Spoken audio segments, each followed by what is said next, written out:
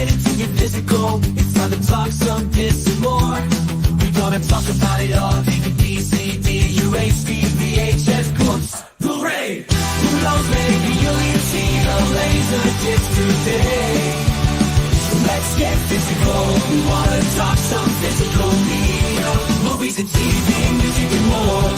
Come check out what we have in store. This is the media house stream. It's time for some physical media on FanZcene. I know it was like really popular because it like won some Oscars and whatever, but Jimmy does that. It's got the Mighty Ducks guy. Got that guy. No! Yes, but no! He's not the Mighty Ducks guy! It's Emilio Estevez! For the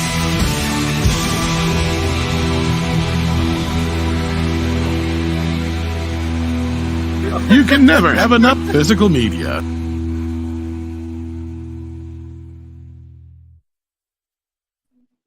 Well, hello, fellow followers. Welcome back to the Physical Media Show here on FanZcene. Tom will be joining us. He's going to be a little late tonight. He may be joining us. So we'll see. Hope if he does, I think he will. But with me right now is Rook. How you doing, Rook? Doing good, man. Doing good. I am here. I know that I've been inconsistent on my time on the panel. My work is in a tough spot at the moment, so they kind of need me to close on Wednesdays sometimes. So you're always inconsistent. Well, it's like I actually wasn't for. There's many episodes I was here for. I know like, you were pretty good. It's just like there in the last 3 months I've been very inconsistent. That's true. Yes. Before I get ready to start saying hi to the chat and everything, I do want to pay my respects to Clobbering Times. If to those out there in the chat who may know, and to those who may not know, Mike Alonso, known as Clobbering Times, has passed away. He was a good friend of Tom's and so many people. So I want to say, may he rest in peace. And it's a pretty sad loss for a lot of people within our community. So mad respects to him. I hope he's at peace. That's a tough loss right there. So I wanted to say that before I get to the chat, because I did see some of the people in the chat mentioning it there. So yeah. But we got with us tonight Ace Hanlon. He says, let's see the goods.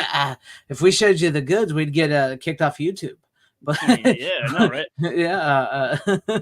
Style section. Welcome, my friend. It says, damn right, Ace Hanlon. Let's see the beautiful physical media goods tonight. Yes, sir. We should at least be able to show the good. You'd think they'd make it so that the memberships you could show the goods or something.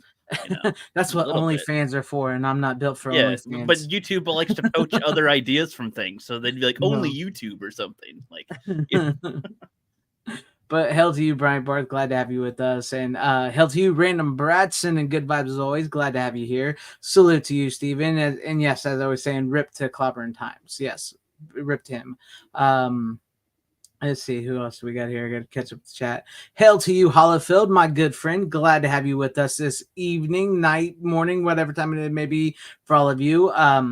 And Terry Scott, hello to you, says hell all and good evening. Well, good evening to you as well, Terry Scott. And hello, Corley and Rogue. Glad to have you here as well.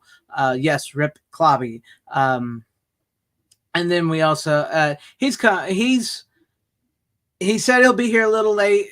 If not, Steven may fill in for him. I'm giving Tom some time. Like I said, it was a big loss. It was a big loss. Yeah. So yeah. But he's probably gonna pop in, I think. But what is up, VHS Mikey, my good dude, my friend right there, says follow Greg's socials to see the goods. Yeah, you want to see the muscles, the muscles that I'm trying to gain that I don't have.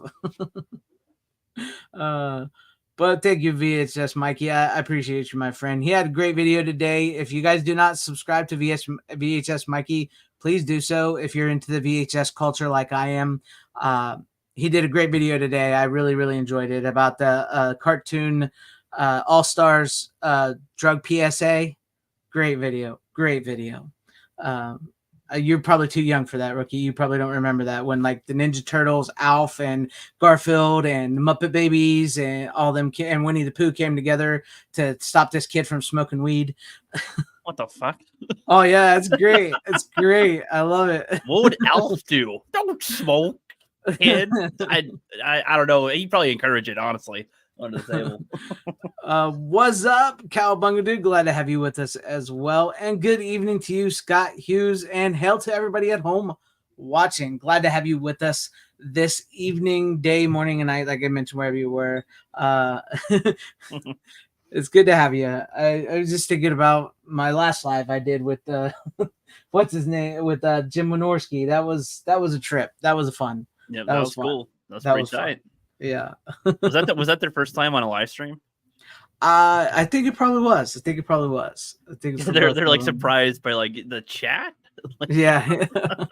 I was like, oh, that's fun. Okay. I love how he was like, yeah, make me a Subway sandwich. It is like, bro, you have no idea how I actually work at Subway.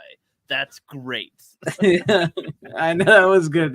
It's a complete happenstance, man. It worked out very well, very well. What was the name of the actress that was on there too? Again, Lauren Parkinson. She's a friend. She's a great girl, great woman, I should say. And Jim Wynorski is one of my favorite. Well, I have a lot of favorite directors, but you're about to say, like, when you say favorite, that includes 50 people. So yeah, that's okay, right? I don't like to choose. I have a hard time choosing. But no, that excludes thousands, though. So yeah, that's okay, you know? I like Jim Wynorski. That was a fun to talk to him. He really doesn't do those things, and it was because that was sort of like a last minute type thing because she works with him and she's like, hey, you care if I bring Jim Wynorski on? And I was like, yes, you can bring him on. that's cool. How many directors, how many like filmmakers have you directed now? Or not directed? How many directors have I talked to? Streamed with, you know what I mean. 1, 2, 3, 4, 5. I think 5. And then I guess if we count actors and stuff, too, because Andre, unless he counts as a filmmaker too. Well, sort of both.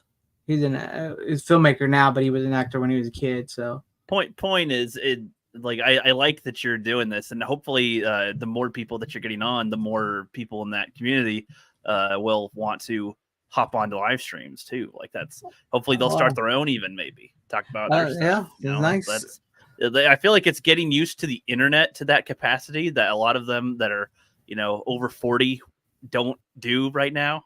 Yeah. So it's but they seem to enjoy it when they do it. So yeah, they did. It was fun. It was fun. Yeah, that's what like Jim when he clicked on, he goes, "Hey, that was easier than Zoom." I'm like, "Yeah, this is what we use." Yeah, that's why it's free. It's like, yeah, you just click the thing and you're in. And the other you just click it in. What's your account name? What's your thingy here? Can you approve? No, just get in here.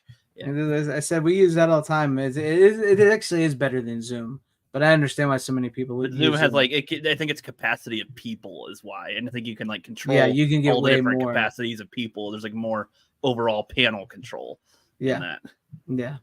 But because Mikey Alf transports a kid into a magical weed box, he does. Yeah. Is that what happens? Yes, in the show, you get. Then he's like, "Oh, great... fun hypothetical. That's what Alf would do." Sure. It's like I said, you got to watch this video. It's great because this was really hyped up as a kid. Like you were seeing all your favorite cartoons, especially like coming in from the 80s into the 90s. It was really hyped up, like you were going to see all your favorite cartoon characters come together, and it's just one giant drug PSA opened up by George Bush, and then the war on drugs. Wow, it's great. I love it. Yeah, the start of that. Yeah, Jim when he started, they literally got a phone call when the stream started, and he's like, when I saw that too, he was just literally on the phone. I was like, is he seriously is he doing a bit, like, yeah, or is he really like just honestly on the phone and like he's honestly on the phone. Doesn't know there's the mute button or nothing. Just like, hey, let's have the phone call live. That's great. I love seeing people honestly just like not be aware of what's going on with that. Yeah, it's great. It's great. Thank you, Brad. I've been working. I train. I work out. I lift weights and I walk and run and all kinds of things. I'm much better shape now than I was when I was in my 20s. Much better shape. That's good. Yeah, I'm working on trying to have pizza less often. That's step one. Step one, as well as soda. Yeah, soda. That's you know what? When I stopped drinking a pop soda, whatever you guys call it, that's when I dropped the most because I don't drink it. I stopped drinking it. That's what I feel like. That's what most people say. And honestly, soda is probably my addiction if I have one. And it's like I'd prefer when I eat stuff, I don't like to have alcohol half the time. I prefer a soda because it tastes good with things. It pairs well with pizza and burgers and steak and stuff. It's good, tastes good, but not good for the body at all. So yeah, No. there's that downside. Yeah, I mean, hey, I'm working. I still eat pizza and stuff like that. I'm working on it. But what's up, Stephen Luther? Glad to have you with us as well. Yeah, we actually did watch it. Like I told Mikey earlier, I watched it on TV and also watched it in school. They brought it in this class and we watched it. But yeah, all right. As far as like new releases go, I don't think we have. I don't think there was anything really announced this week, to be honest with you. Yeah, as far as I can think of, let me see real quick. I'll check real quick and I'll just give a quick rundown if there's anything, and then we'll get started. Nope, we announced this. The Meg the first Meg is getting a 4K exclusive Walmart Steelbook if you want that. Does anybody actually like the Meg? I like the first one. I never seen the second one. It was just good, cheesy fun. Yeah. So. Yeah, I don't know. I guess in my head, I was like, in a way, I wanted it to be more dumb in like that he gets like super strength and can punch the shark or something. Well, he basically does, even though it's not super strength. Like still, I don't know. He grows to be 50 feet tall and has to wrestle it. That's more like a kaiju type movie. I could see them doing that in the Meg 3, the Meg's Revenge or something. Definitely. Yeah. But I think that, and the movie Double Jeopardy with Tommy Lee Jones and Ashley Judd, I don't know if we brought that up before or not, but it's getting a 4K on 8/27. I think that's really about it. The Kino Cult is releasing Empire of the Ants and the Food of Gods coming in August. I think that's really about it. I don't think there was any other big news really. Yeah, so there you guys have it. That's for that. Okay, so what we're gonna do here is Rook we'll do our first picks and then we'll move on to our second picks.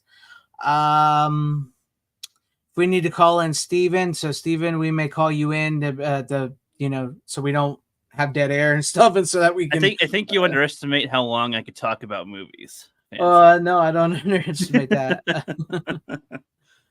Oh, yeah, I think we mentioned Anchorman. I don't know about Zone of Interest. I think we mentioned Anchorman a week or so ago. About it, yeah. But I don't think we mentioned Zone of Interest 4K. So yeah, it is, Mikey. It is. It's a big struggle. Yes. Once you cut out the pop, though, it really, really helps. Oh yeah, it's legit. It's like gone. Yeah, because I don't know. It's weird. But with that being said, let's go ahead. What do you got first? What's your first pick of the night, Rookie? All right. Well, I'm going to continue off. I wanted to separate this one. I showed Breaking Bad last time I was on here, and I left El Camino out of the discussion because I wanted to have that for its own thing. This was part of the Breaking Bad huge full set that I got. This is one I have not actually seen yet. This is one I recommend seeing, even if you know what happens in it. Like, it's still worth watching. I think it's still got like the. I actually don't know what happens in it. Well, I want to spoil it because I don't know what else I'll say about it. I've never. I did. I know it was on Netflix. I never watched it. So yeah, I think it's still it's still very much worth a watch. It's like an epilogue to Breaking Bad, but it's really just following Jesse and what happens after. Yeah, no. At the very end of Breaking Bad. At the very end of Breaking Bad, when all the white supremacist dudes get shot down by Walt's gun thing that he rigged in his truck or in the trunk. Sorry. His car or whatever, Jesse is able to go free, takes the El Camino and goes off and just has this victory. Yes, I'm free. He was captive for 6 months by these guys, forced to cook meth, and he finally got freedom. He's been kept in a hole the whole time. His hair's overgrown, everything. That's all he's done. He's seen his girl that he loved gets shot in the head by these guys.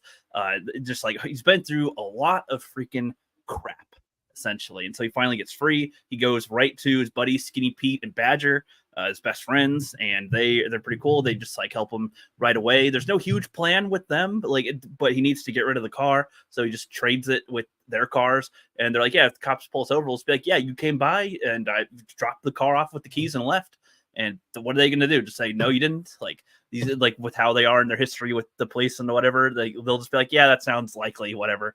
And, but it takes it really chill as it starts. They notice big time how much skinnier Jesse is because he can fit into like Skinny Pete's clothes, essentially. Like, and he definitely, Skinny Pete's fucking skinny.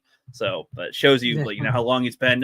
When he wakes up, like, he, just sees, it instantly starts like clawing at the sun or whatever at the window because he's been in the hole this whole freaking time. So Yeah. the light was like, a little tough on him at first, but he adjusts to it a little bit. They really take it nice and slow. The opening shot with it actually isn't with his escape. It's a flashback to a conversation with Mike Ehrmantraut. There's like a specific episode in Breaking Bad. If you see the scene here, you guys would know where it is in the Breaking Bad show, where they had this last conversation and talking about, what would you do if you could start over? And he recommends Alaska. And I think in the show when Jesse's talking to Saul about like where he would go to start over because they're like everything's going to crap with certain things, he says Alaska, which seemed kind of random at the time. I don't know if you felt that way too. It was like Alaska. I mean, okay, random, but okay, it's a place to go to start over. But this shows like why that was. And most of the movie is about him trying to get a hold of whatever money he can so that he can go to Alaska. He's trying to get away still because he's on the run from the cops. They're still looking for him. They know all of the stuff with Walter White, all the stuff with everybody involved with the meth stuff has pretty much been snubbed out except for Jesse. And he's like the last thing there. And he's just trying to get the fuck away. The director of this actually wanted to maybe have him get arrested at the end. He wanted it to be a thing where he can't sleep the whole movie, and then once he gets arrested and put in a cell, then he can finally sleep. And everybody that worked on the cast was like, fuck no, we want to see him have a different ending than that. Thank you. So no, and filming this, so I'm not going to spoil everything with it. That's why I just kind of, as far as telling the story, that's like the setup to the story and where it goes. And you get flashbacks throughout the movie. Like you get one flashback scene with Walt. There's not like a whole bunch of them, just one. There's a couple of flashbacks with Todd, the guy who watched over him. For the most part, Todd Alquist. He's like the unsuspecting psychopath of the crazies. Like he comes off like he can be a normal guy and as if he kind of cares, but he's like one of the most careless, heartless people there. That was the red-haired guy, right? That was the guy who like shot the kid after they did the train heist and stuff. Yeah, that guy. And he kind of treated Jesse like a pet or like a friend. Like it kind of comes off like he never had friends and like wasn't really good with it. So he wanted like, oh, Jesse's around my age, he could be a friend, sort of a thing. What's kind of funny though is that the time between filming Breaking Bad and El Camino, that guy gained a lot of weight and did not lose the weight for El Camino. So when you do the flashbacks and you see Todd, he's got quite the chubbier face than he did in the show. It's like, Jesus, you aged a lot and got fat. But whatever, it's still done well and acted well. But visually, you notice he's off. And Walter, he ended up marrying Kirsten Dunst. No way, no shit. Yeah, that's cool. Walter, so Bryan Cranston, he was filming something for, I forget what it was. He was filming something else where he had to have his hair, so he couldn't. When he filmed Breaking Bad, he always shaved his head, but he could not shave it for this, so he had to have the bald cap kind of thing. Problem was his head looked freaking huge. So they had to actually like CGI digitally kind of make his head a little smaller, but some people still say his head looked a little bit larger than it did in the original one. But it's just kind of funny, some of the filming stuff that went on with it. And when they were filming it, they did not want people to know about it beforehand. They wanted it to be like a surprise release, like not having they're filming El Camino, the sequel to Breaking Bad. Like, no, they kept it under wraps, or they would call each other by code names apparently. They called Badger and Pete, those actors, like Spock and Picard or something. They called Walt and Jesse, Bert and Ernie. They called Todd Alquist, Meth Damon or Dolph. Dolph, and stuff. So, I like the Meth Damon because he does kind of look like Matt Damon a little bit, like I believe he actually played Matt Damon as a kid in a movie. Probably that would make sense. I think he did. I believe he did. I he's can't like remember what movie, but he did. He's like a double take, was that him? No, that's not him. But that made me think of him. So yeah, it's like that. And no, it's just it's a really it's a very chill movie. There's a couple of like intense scenes in it, but it's very chill and just a lot of you feel you want this guy to get out of this okay. That's the main thing. And it still maintains a lot of the humor that kind of comes with him as a kind of character, but he's also become a man. And it's just really well done. It's like a calm exit to the entirety of Breaking Bad. It's just right. That's like, it's good. It's a worthwhile watch. If they released it in theaters and if people saw El Camino without seeing Breaking Bad, it's not one of those movies that you just be like, well, I don't understand anything that's going on. If anything, it would be a good trailer for Breaking Bad to be like, wait a second, you're telling me there's a whole story before this movie? Yeah. 6 seasons worth of stuff. Yeah. Damn. Okay. That's what it'd be, because it gives you little hints and nuggets, and where it ends. But like the journey is, a lot of the fun, of course, with these kind of things. But really, really well made, really cool. Really, I like how the respect they have for it. It's like just one of those things where they didn't have to make this at all, and they did, and it was just focused on him. And I don't know, it's a good choice, because they could have done. I'd love to see like the Mike Ehrmantraut character have his own show or something. Just him doing any odd job would be hilarious to see him interact with people. And then just, I don't know, he's got to do something. Always goes wrong. He just put him in an environment. He's funny. I think it'd be kind of with how he is in contrast with him.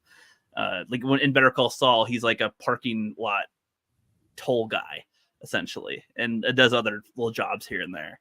But the problem with that is he's way older than them. There's that wouldn't be a safe bet, because you don't know when he actually might keel over in real life. So picking Jesse was a good idea, and it's just more interesting the fact that they were going to kill the character off at the end of season 1 of Breaking Bad. Season, and they chose not to. And he's like the survivor. He's like the heart of this by the end of it.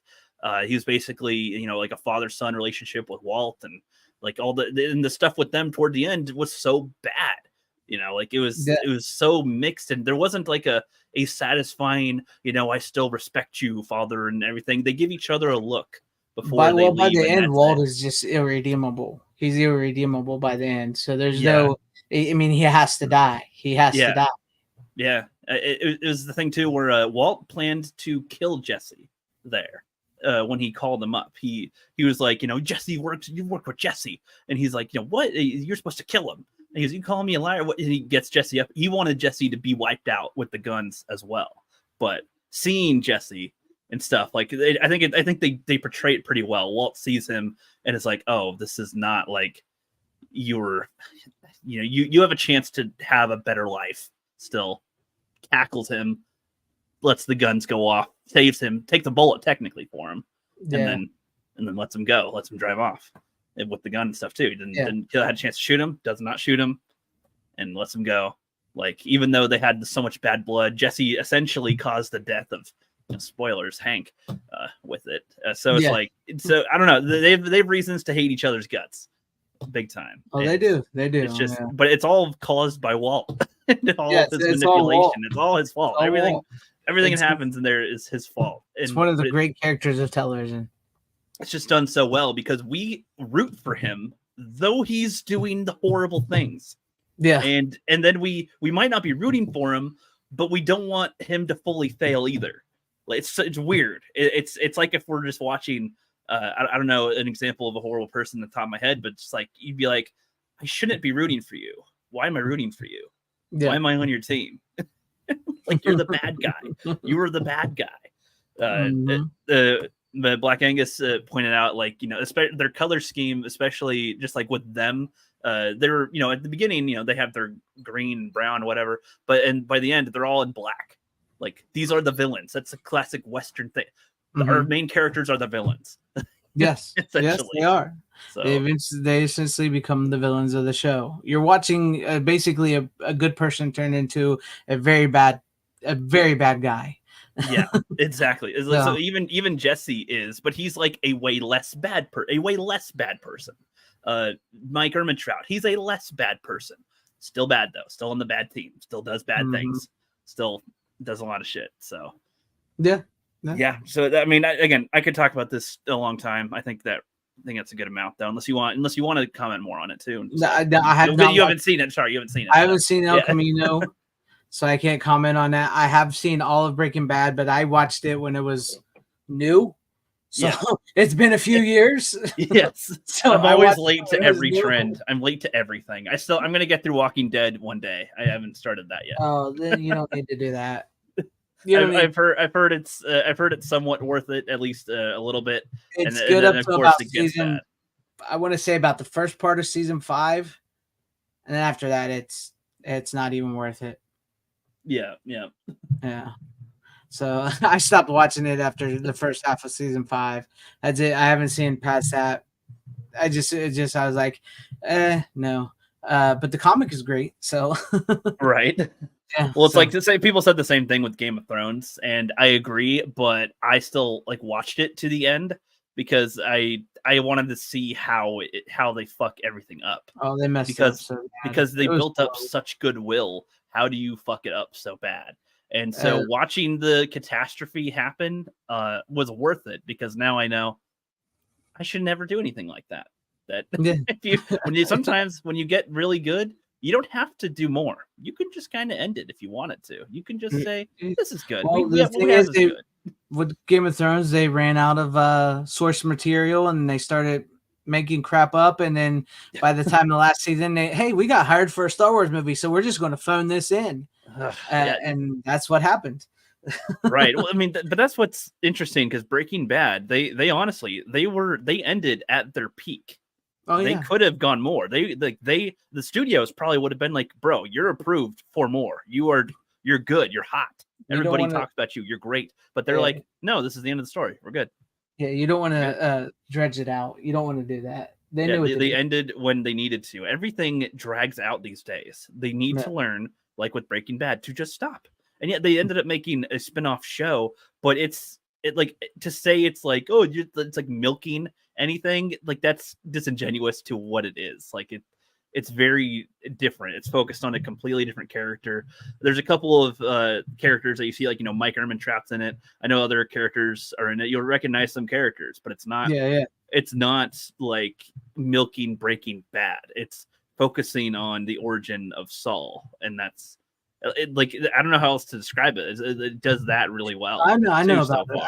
I know Better Call Saul. I know. It's just because some spinoffs are milkers, you know, that just try to milk shit, and it's like, oh god, can you just stop it? But this one's like, you know, you could almost watch this separately from Breaking Bad and still not have anything like ruined or confused, which is good. So anyway, that's for my first pick, El Camino. Watch Breaking Bad and El Camino if you guys haven't. They're on Netflix. I don't know how long they'll all be on Netflix for. Catch them while you can, man. Yeah. All right. Well, I'll go ahead and go for my first pick of the night here.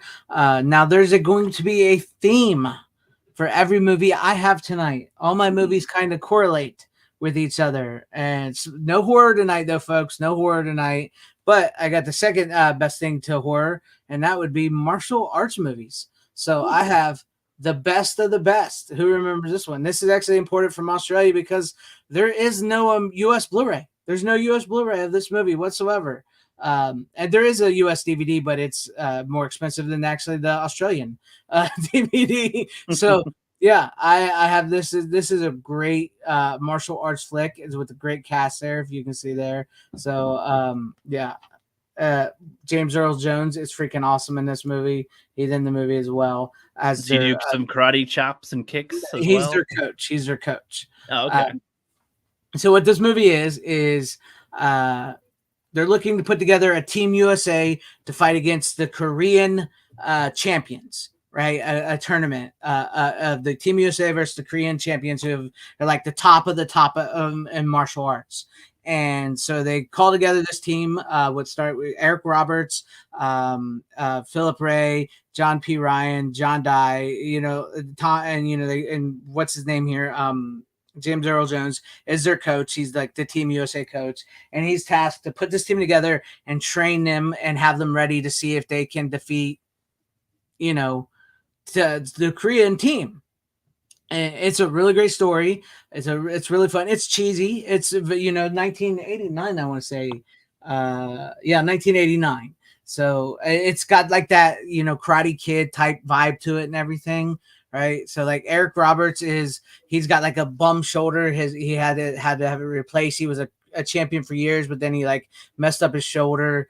But this is like his second shot at competing and winning big on a grand stage. And he has a kid, and his wife has passed on, so he's got all like that story going on. And then Philip Ray, who's actually Korean, who actually wrote the movie, which I'm hoping I'm saying his name right. He actually wrote the movie. And he's like the Korean guy. He has a secret story history with one of the person he has to fight in the tournament, because they're all paired up with the 5 guys versus 5 guys in the tournament. And the guy he's paired up with, he has a secret connection with. Can't say it if you've never seen it. I don't want to spoil it for anybody who's never seen it, even though it's been out since the 80s. You've never seen it, but he has a secret connection there. And then the other guys are sort of just like the other guys are there on the team. They're like, those are the 2 big guys that carry the movie. Right. But it's great if you like Cobra Kai, if you like Karate Kid. This is very much in that vein of like, we're the ragtag team of U.S. guys who really have no chance whatsoever in winning. They have no chance in winning because the other guys are just that damn good.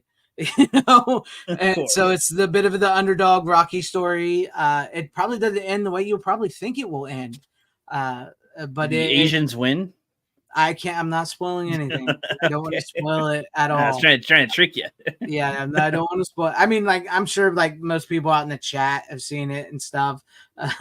Yes, it's a must own. I wish it did have a Blu-ray. I honestly wish it had a Blu-ray. I mean, it does have a Blu-ray. I'm not going to say it doesn't. It does have a Blu-ray. But you don't have the Blu-ray. It's not a US. There is no US Blu-ray, and I don't have a region-free player, which I really need to get one because there is no. I don't believe there's a region-free version of it. But no, it's a really good. James Earl Jones is freaking awesome in this movie as the hard-ass coach pushing them. He's really, really great in this movie. It's a very well done movie. It's very good. It's very much in that vein of those martial arts films from the 80s and 90s and stuff like that. And it's like Karate Kid, but adults. That's why I keep saying it really is like, it's like Rocky meets Karate Kids, but they're all adults. So karate adult. Yeah. So it's really great. And it's like these guys who are in this part of this team who just like, they have to become a team. Like, it's like, yeah, the 2 main guys are immediately friends, but then they had the cowboy guy who's a bit of a racist who hates the Korean guy, and they got to get him on their side. And then there's another guy who's a Buddhist and there's an Italian guy, and they got to kind of form this team. And then like, they're also saddled with this woman who like a woman. No, she's like a psychiatrist trainer type woman who like the billionaire who's putting together a team. He makes her join, to help James Earl Jones to train these guys. And they're kind of saddled with that. And they how do you deal with that? Because we don't need that. We got a female to listen to. Yeah. It's Sally Kirkland. Yes, Sally Kirkland does play it. Yes, she does play the woman. But it all like it works. It's like this emotional big like. And the fights are awesome, of course, in the movie, as these fights usually are. And you can tell, though, the funny thing is, though, you can tell the martial artist from the actor, right? Because, like, the guy, Philip Ray, let me show you this, which I still hope I'm saying the name right. This guy here, right? He's a real martial artist. He wrote the movie, right?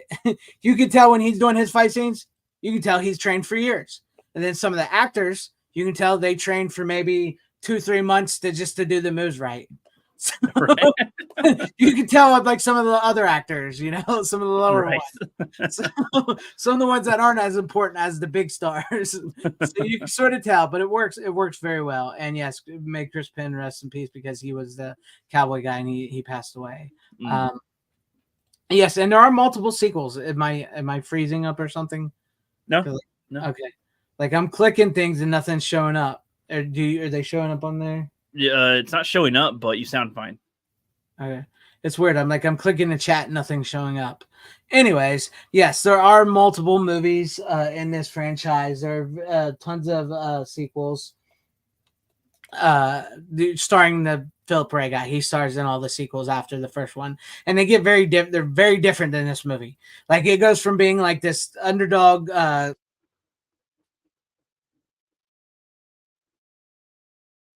Well, now you froze. If you're doing anything, now you froze. Now the internet has gotten you. So I guess until he's back. Okay. I'm back. I knew there was something wrong. I knew there was something wrong. Because I kept clicking things and it wasn't working, but I'm glad you still heard me. I don't know what happened there. I knew there was something wrong with that. I was getting ready into solo mode. All right. What do I talk about now? Here we go. See, let me see. See, now I knew there was something when I was clicking on the chat and none of them showed up. Yeah. Yep. But yes, there are multiple movies. Like the first one, like I said, the first one's like an underdog tournament style Rocky Karate Kid type movie. The sequels are like action flicks. They're straight up action flicks because Philip Ray is like, he's in this place, he's in this town, he's a super martial artist. Something bad happens. Now he's got to kick ass. So those movies like that that's where the sequels are, and they were all straight to video sequels. But Sean Penn and Eric Roberts from the first movie are actually in the second movie. Sean Penn, not very long, or not Sean Penn, I'm sorry, Chris Penn is in the second movie, but not for very long. And Eric Roberts and Philip Ray are only in the second movie together. And then after that, it's just Philip Ray takes over. But this one is well worth it. I highly recommend it. I think you would definitely like it, Rook. This is a fun movie. This was yeah. Eric Roberts was fun. The second one. Yeah, it was good. It was good. My brother would watch movies like Best of Best, and then he would be karate fighting. Oh, I don't know if you guys can see it. Let's see. Show the camera if I right. I don't know if you can right here. You probably can't. I have a big scar right here on my eye, right above my eye. Which the movie Bloodsport, which I may talk about here in a little bit, may have to do with one of my picks. Me and my brothers watched the movie Bloodsport. We thought we were fucking Van Damme. I split my eye open and had to get 5 stitches.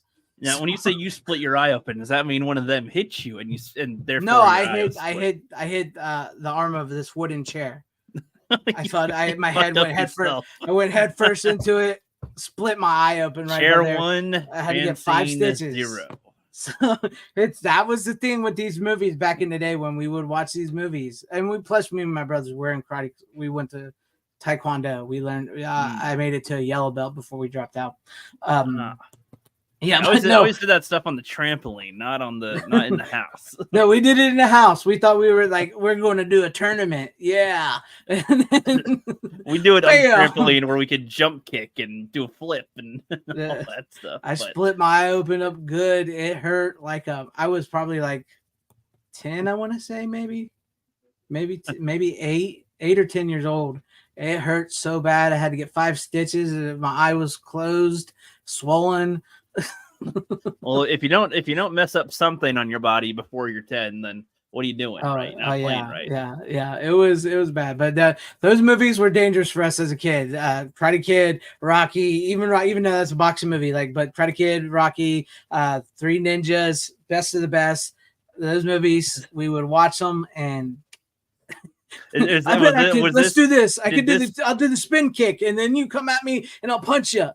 did this spawn the kids will copy anything they see on TV trope? Essentially, maybe can't show violence. They'll fight. They'll kick each other. What's up, Tom? Okay, I'd be glad to have you here, Tom. Be glad to have you here. But also go ahead, Rook. Bring on your second pick. I think also invite Steven in too. So Go on. Sounds good. So my second pick, not sure if this is one you've seen. I'm not aiming for an obscure one. It has a familiar type of cast, so you might have seen it.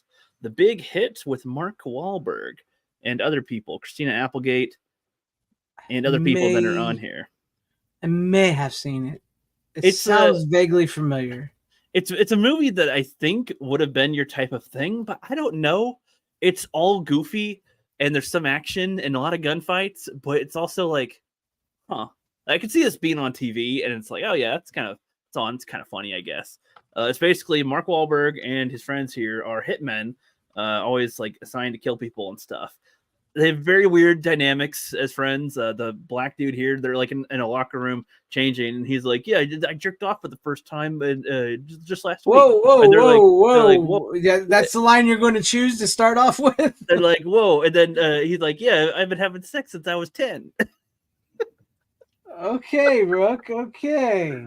Yeah, that's like what it practically opens with, and then it's like, oh wow, and then they go into their first mission thing, and they like Mark Wahlberg goes in by himself and like kills all these people. They're all kind of chilling, and it's implied, I guess, they're supposed to be doing it together, but he's like a one-man team.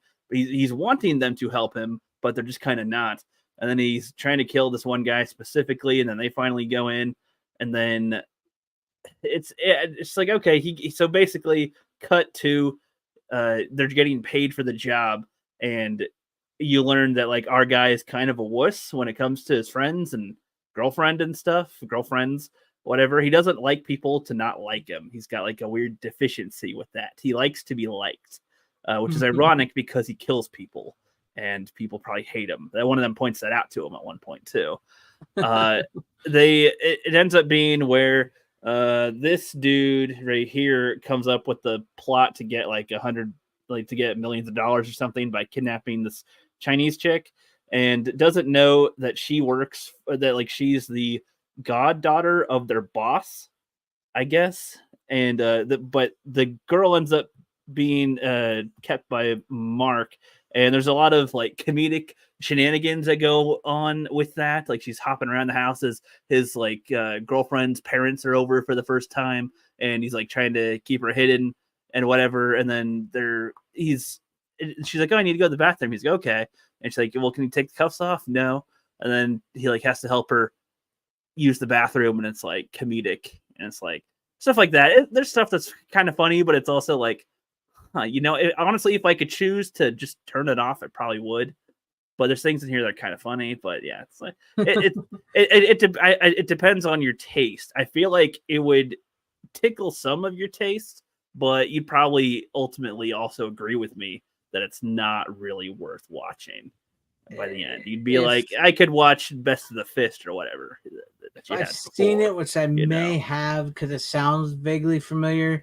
It's probably something I've never gone back to. Yeah, that's kind of how I feel. That's how I feel having watched it. I'm like, it's okay that I watched it, but I'm probably not going to go back to it. And I'm not trying to give it a whole bunch of praise either. I'm trying to give it what praise I can, and it's not much. There's a scene, I guess its funniest scene is probably when he's trying to make some food for the chick, and she's like trying to guide him on how to do it because he doesn't know how to cook very well. She's like, oh, you're supposed to marinate and whatever. And he's like to the kidnapped chick that he's got, and so she's like coaching him on how to cook something, and then they end up like trying to make cooking sexual-ish, like they're both rubbing stuff on a turkey, and the looks on their faces were kind of funny. And then he gets chocolate on her leg, and then so I got to clean off your leg, and it's all incidental. But it's like it's Mark Wahlberg humor, if you know what I mean. Yeah. So that's kind of the humor that I'm talking about. That's the whole movie is Mark Wahlberg humor. So if you can stand it for that long, you might like it. But there's areas where it's dull. It's kind of like he'd be better off being the third character in the movie, have something more interesting that we're doing. Yeah. So yeah, that's the Big Hit. Nothing too much more to say about it. This is the female love interest was China Chow, who was not only dating Wahlberg at the time, but is the daughter of the founder of the Mr. Chow restaurant chain. Wow, I did not know there that. You go. No, I vaguely remember this movie. Yeah, like It's the an reason action why flick, though, right? it's an action.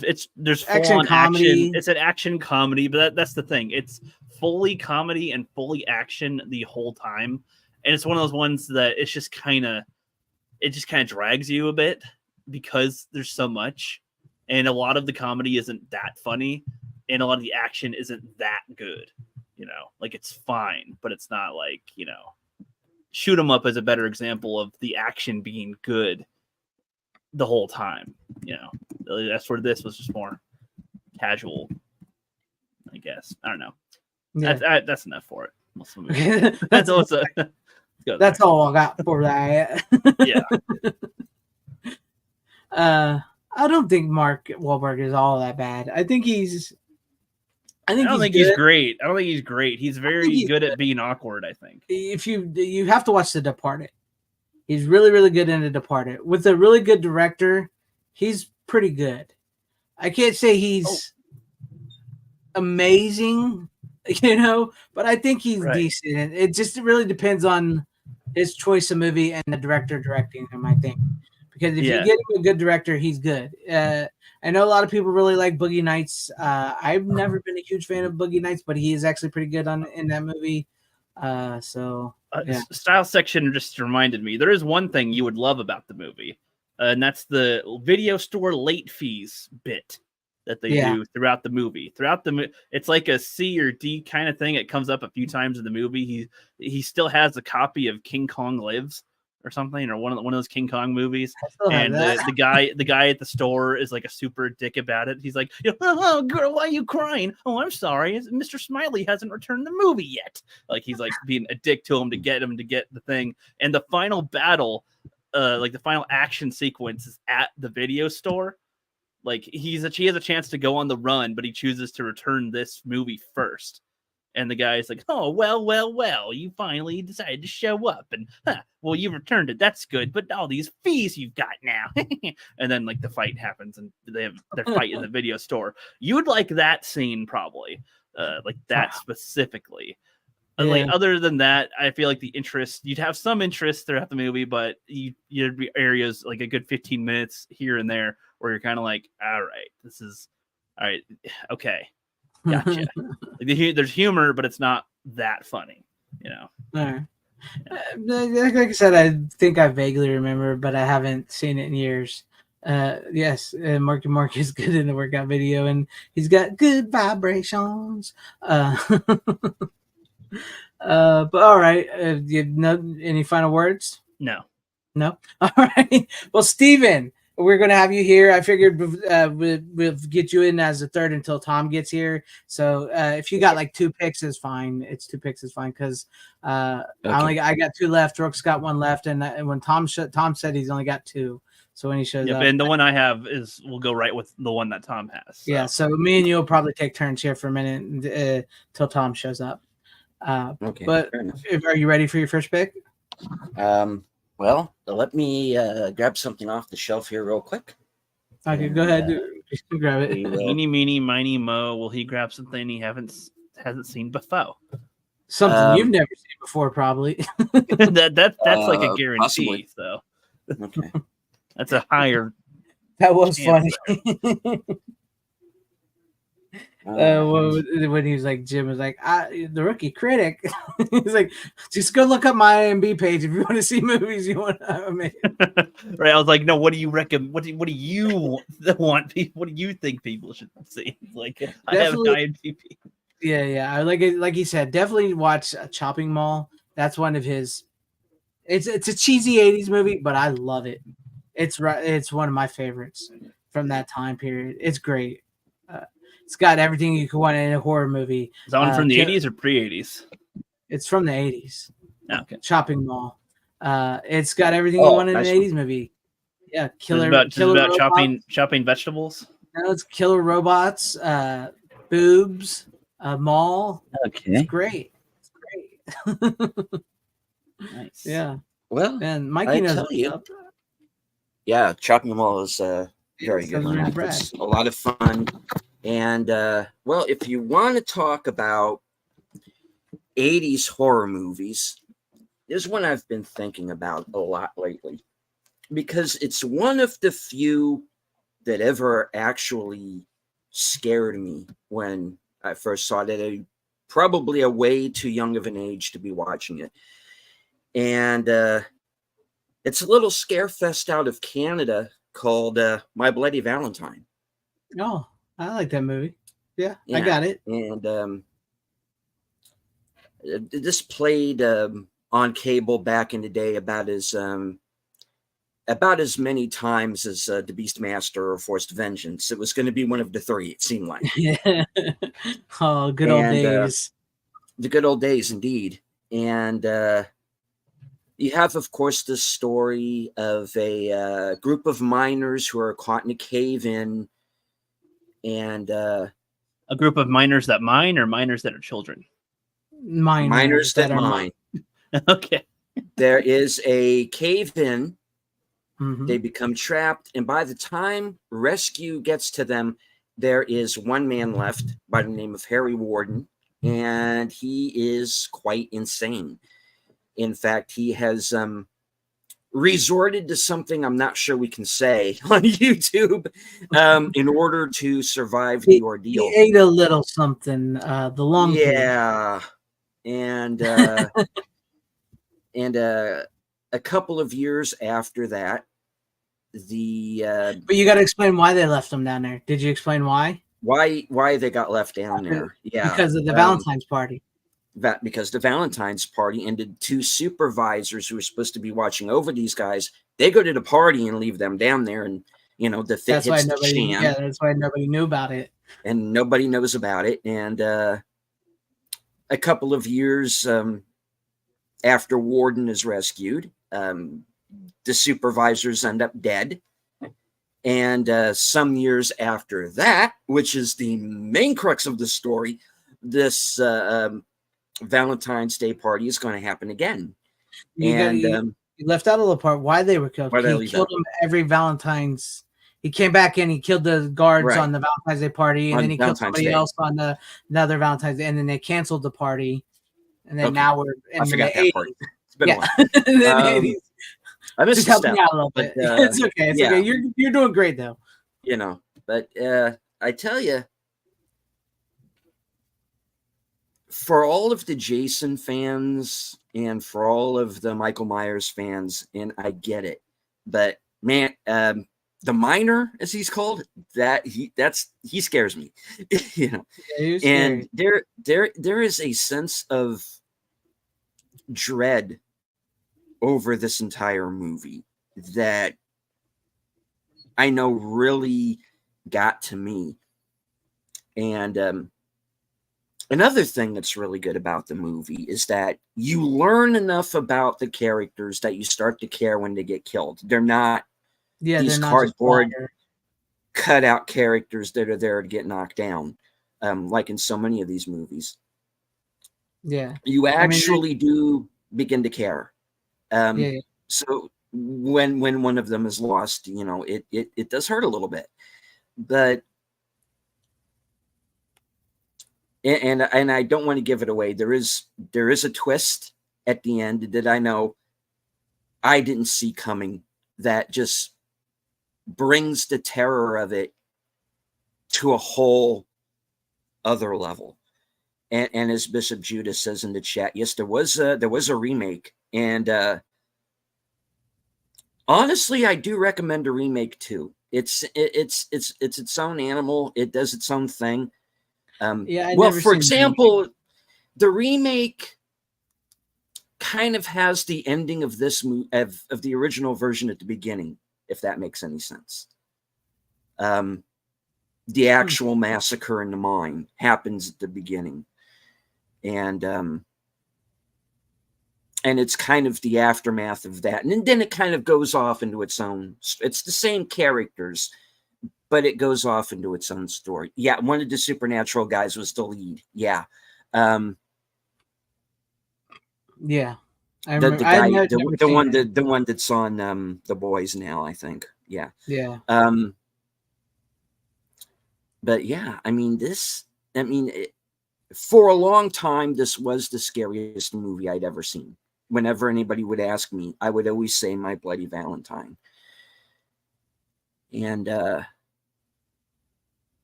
yeah, I'm getting a little creeped out thinking about it.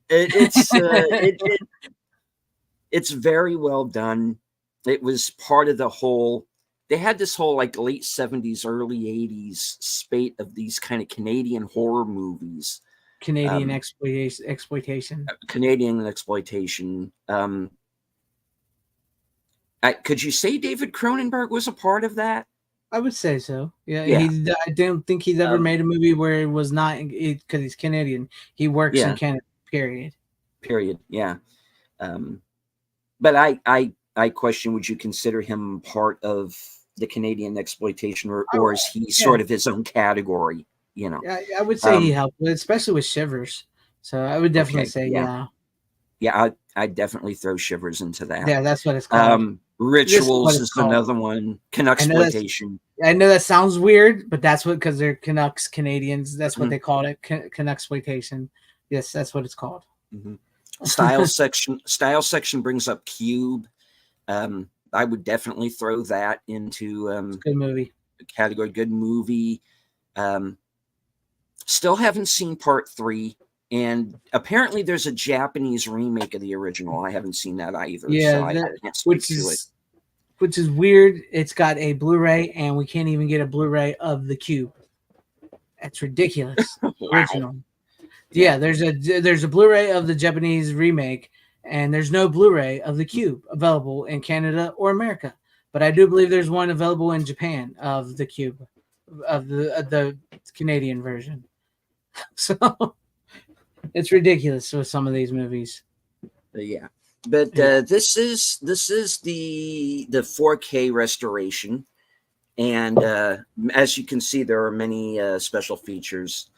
This is the uncut, unadulterated, 100 proof version of the movie, and of course, the director commentary is on here. There's let's see, the Bay of Blood convention where a number of the actors showed up, and so that's here as well. So yeah, it's good. No, my number one pick is the 4K for My Bloody Valentine, and if you're a fan of horror or of movies in general, just pick this up. It's a good one. It's a good one. Yeah. It's a good one. I do enjoy it. It is creepy. The Miner is creepy. It's got a nice little. This is very much in the same vein as like those movies that came out about that time. They're like there's multiples like Friday, the original Friday 13th, My Bloody Valentine. What's the other one I was thinking of? The Burning, stuff like that. You know, they're all very similar, but they also all have their like. I hate when they try to say, "Oh, My Bloody Valentine is just a ripoff of Friday the 13th." Well, maybe sort of trying to be like that, but it's something that's actually very different.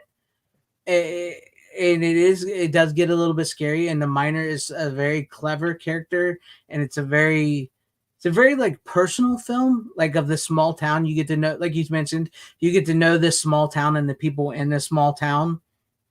So that's what really helps the factor, because like you said, when you're really watching this and you get to like these characters and you get to know, like you're invested in like their sort of lives, you don't want to see them wiped out. And that's where it really connects on this one, because it gives you that where it's not just kids getting, teenagers being slaughtered by a slasher. So that are just there. So it's good. It's good. I agree with you. I do like it. Thank you. All right. Brooke, I guarantee you've never seen it. So I might have seen it. What year did it come out? The 80s? 81. 1981. Did they have a remake of it? Yes. Yes. I think I've seen the remake. Okay. Probably seen the remake. Always start with the original. I know, but I feel like it was like on. You said it was on TV and stuff, maybe. The one he watched. I feel like FX might have shown the remake, though. I don't know. Oh, I'm sure they have. I'm sure, yeah.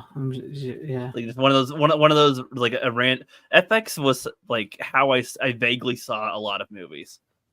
essentially that I never paid attention to, but were on, and I'm somewhat vaguely familiar with. Yeah. All right. Well, with that, we do have, if he's ready, we have Tom. Timothy. Hey, you Tom, guys how you doing? doing? Doing the best I can, Yeah. considering. Yeah. We paid our respects earlier, so I wanted to do that. I I appreciate thought it. it Appreciate was it. right. Yeah. So how far did you guys get here? What I miss? Let's see. Rook's done 2. Steven's done 1. I've done 1. And so I was either going to go to me or you whenever you're ready. Just let me know. If you're not ready, I can go ahead. Just let me go grab them. I Okay, actually good. forgot to grab them. Yeah, go ahead. Because we only got like 2 each left. So I know you only had 2. Yeah, I'd never seen the remake of which you probably have. Like we mentioned, Jensen Ackles from Supernatural's in the remake. Oh, okay. I've definitely seen the remake one then. Yeah. If that's 10 minute, yeah, I've seen the remake. Yep. I've never seen it. I've always liked the original. I was never. Which I do find funny though that Jensen Ackles was in the remake of My Bloody Valentine in the same year. The other guy, Jared Padalecki, was in the remake of Friday the 13th in the same year. That's In right. the same year. Oh yeah. Yeah. Oh So- yeah. Yeah. Yeah. Yeah. I saw both. I saw that one too, I think. Yeah. Yep. The remake of Friday the 13th. That's what's funny when you're me and like nobody I knew was like collectors or into movies to the same degree as you guys are. Like this is how I would see a lot of things. Oh, there's the rebooted version of something, or oh, it's on TV, but you know it's not the good versions of stuff. That's how I typically seem to have seen things. That's the ones they usually played. Yes. All right. With that being said, Tom, if you're not ready, I can go. I can go. It's fine. You sure? Yeah, I got one. All right. What do you got for us? All right. Well, I finally got a chance to check out Stand By Me. I actually have the old Blu-ray too, but it's not open. But I didn't grab that. But I have the old version and the new Steelbook version that has the Dolby Atmos upgrade on it. Oh, nice. So yeah, that's a plus. And it does look a little bit better. Like not like astronomically, but Right. a little bit better. But yeah, no, the movie still holds up. For some reason I couldn't get the picture-in-picture commentary to work on the Blu-ray, but I never could evidently. So I don't know. Yeah, I can never get some of them to work either.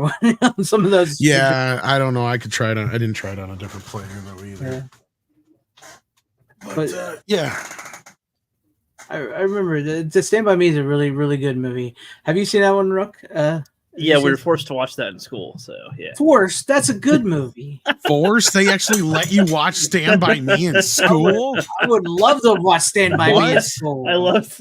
That's rated R. Well, no, Yeah. I think it's funny because I think it was like it might have been like a math class or like where we saw it was weird because like my English teacher would sometimes share some stuff.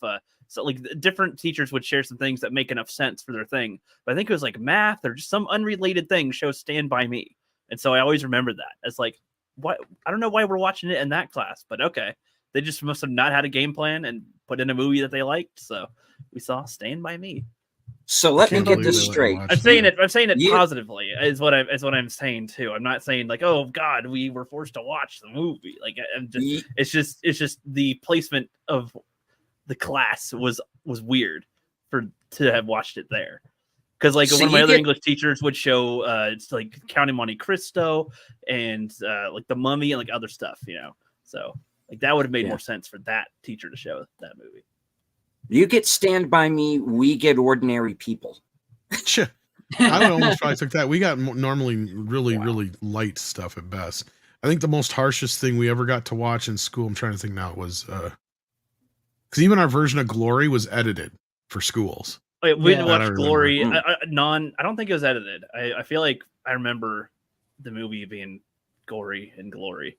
Yeah, no, the version we had was actually sent out by Pepsi. 'Cause there was even a Pepsi ad in the beginning. And What? it was edited for content. Yeah. Wow. I think with Yeah. us, they let parents know or something, and then nobody cared. They're just like, whatever, they can watch it. I'm trying to remember. There was one. I'm trying to remember what the hell it was now. There's can't pretty even much remember. no kids that didn't want to watch. Psycho, I remember we had to get permission to see. That was kind of cool to see Psycho in school, but Right. We had to get permission to see Schindler's List, so we saw Schindler's List in the movie because of the boobs. We had to get permission for that. But my English teacher who showed us, or my history teacher that showed us Glory, he actually used the double VCR method, and he edited it himself. All the stuff. What? Yeah, so like he wasn't aware that Pepsi had done that, huh? No, I guess not, because That's funny. he told us before he watched it, he's like, I edited this myself to cut out all the bad stuff. So like he did the double VCR, pause, record. So Oh, that's how we watched. Wow. So when he brought in his version, that's when we watched. That's Well, funny. Yeah. So, I mean, the movie itself, if you've ever read the book, this is one of the more faithful adaptations of Stephen King's stories. It's actually not a novel; it's one of the short stories in it. Yeah, and actually, I'd argue that the movie's probably better than the book. The book's good; it's pretty close, but there's just certain elements of the book that they change here that I think work better in the film. For instance, novella. Thank you, Joey. For instance, like the relationship that Will Wheaton's character has with his brother in the movie is a little different in the book. He's not so much, I would say, resentful, but he like the way that he handles it in the book is a little differently than in the movie, because like everybody like is always talking up his brother and shit, and kind of, you know, just like they do in the movie. Yeah. But it's at this point in the story where he's just kind of gotten to the point where he's just sick of it, kind of thing, from my recollection. Then, of course, at the end, the big difference is he's the only one left alive. Like, that's the sad part. I mean, it's really kind of fucking depressing, because Jerry O'Connell's character dies in a fucking fire in an apartment building, I think, if I remember right. And I'm trying to remember what happened to Chance. I think somebody off the top, I can't remember if he died in like an insane asylum or got killed in prison or something like that. I can't remember. Somebody correct me in the chat. It's been like 30 years since I read it. Yeah. And then, of course, Chris dies in the book, I think, almost exactly like he does in the movie. But I think it makes more sense to have Chris be the only one to pass in the movie. Yeah, it makes sense. I agree with you. Yeah. And then also just the other thing was just how Rob Reiner brought his own experience to the film. And what's funny is the original actor, I just totally forgot who it was that played the older version of the Will Wheaton character in the movie, but you only see him in 2 shots in the entire film. Richard Dreyfuss. Yeah. No, it wasn't Richard Dreyfuss at first. Oh, it was somebody else. Yeah, and they didn't like the narration, and it's funny because the actor is still a fairly prolific writer. I forget his name. Or he may have passed away by now, but he looks more like Will Wheaton, so you see why they casted him in the first place, because Richard Dreyfuss looks nothing like Will Wheaton. And this other actor does, and you can tell, especially in the 4K version, because in the opening shot, in the far shot in the car before they get to the close-up of Richard Dreyfuss, it's the other actor. And then there's like one other shot, I think, from the end too, where it's the other actor, but you can barely tell. So they pulled a V for Vendetta then. I guess so, yeah, that was what would happen. But yeah, at the last minute, they called in Richard Dreyfuss, shot his wraparounds, and had him narrate. But of course, I mean, Richard Dreyfuss, David Dukes, thank you, Brian. That's who it was, David Dukes. Yeah, so like Richard Dreyfuss, of course, I mean, I can't imagine the film without his voice. You know what I mean? Like, it's just, it works so well. And honestly, I feel like this movie half-ass inspired Wonder Years too, in a weird way. I can see that. Yeah. I may be wrong, but it's like just watching it again this time around, I'm like, you know, because of the way that Richard kind of narrates things, is a lot like how they have Wonder. You know what I mean? Same era, same kind of, you know, and not the same dynamic, but I mean the same type of tone or whatever you want to call it in a way. Yeah, looking but back. Either way, like, I mean, yeah, this story does encapsulate most of our childhoods up to a point, basically. Like, I think there's a cutoff point for this movie, maybe, because like even when I was a kid, still I could relate to some of these things, or most of them. But I'm sure like kids that are only like 20 years younger, maybe even Rook's age, probably wouldn't even be able to relate to half of this shit. Well, I gotta admit, going on an adventure with your friends at that age. So like when I was a kid, I mean, we sort of went around on our own, but it was. I feel like it wasn't nearly as far as y'all would go, but we still kind of did that ourselves. Like we'd go, like I'd go quite a few blocks, and go around, and it's like okay, whatever.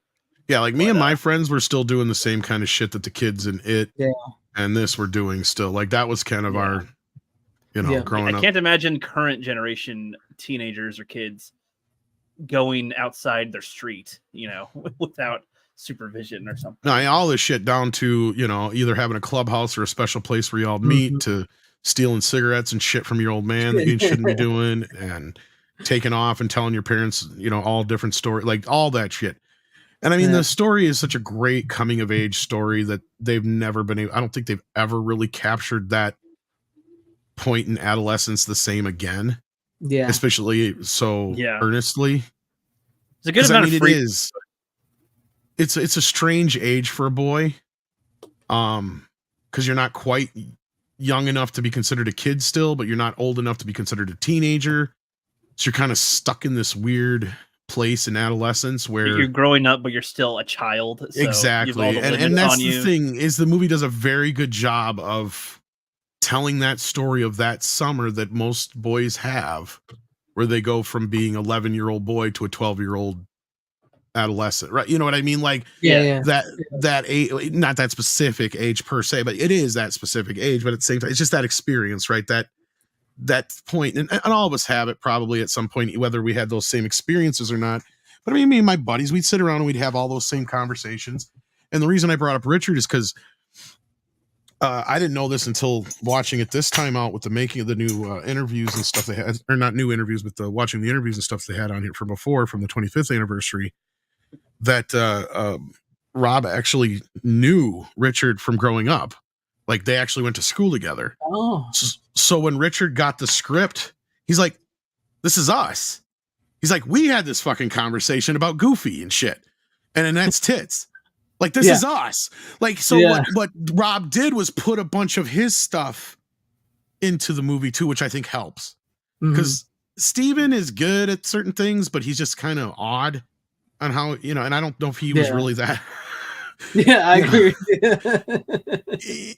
But now you add Rob to the mix and his experiences, like you can tell Rob Reiner probably was, and he says, he did kind of grab, and that's why, in the book, because the weird thing is in the book, that's the other thing I was going to say too, is because in the book, the narrator and the character that Will Wheaton plays, Gordy, like he is kind of more of an observer than an actual. I mean, he's in there, he's in the group, but Chris is kind of the main, like even the end, like that's the other thing that's different at the end. It was Chris that pulls out the gun at the end of the book. Yeah. So like so basically what Rob did is pushed Gordy to the front as the narrator. And that way it's all from his point of view. He, because before he's just telling the story about all his friends. And then you realize at the end of the story, oh shit, he's the only one left.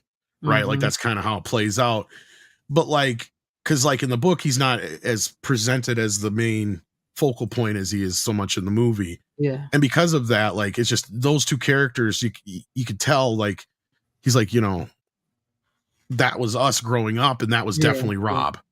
Like Gordy, the character, was Rob Reiner growing up. Yeah. And then Rob even says, like, I was constantly trying to get, my dad, who was rich and famous and blah, blah, blah, trying to get his approval. And, I related so much to that scene, especially the scene with Chris, where he said, I took him aside and he goes, I need you to, because he wasn't giving me what I needed him to give me.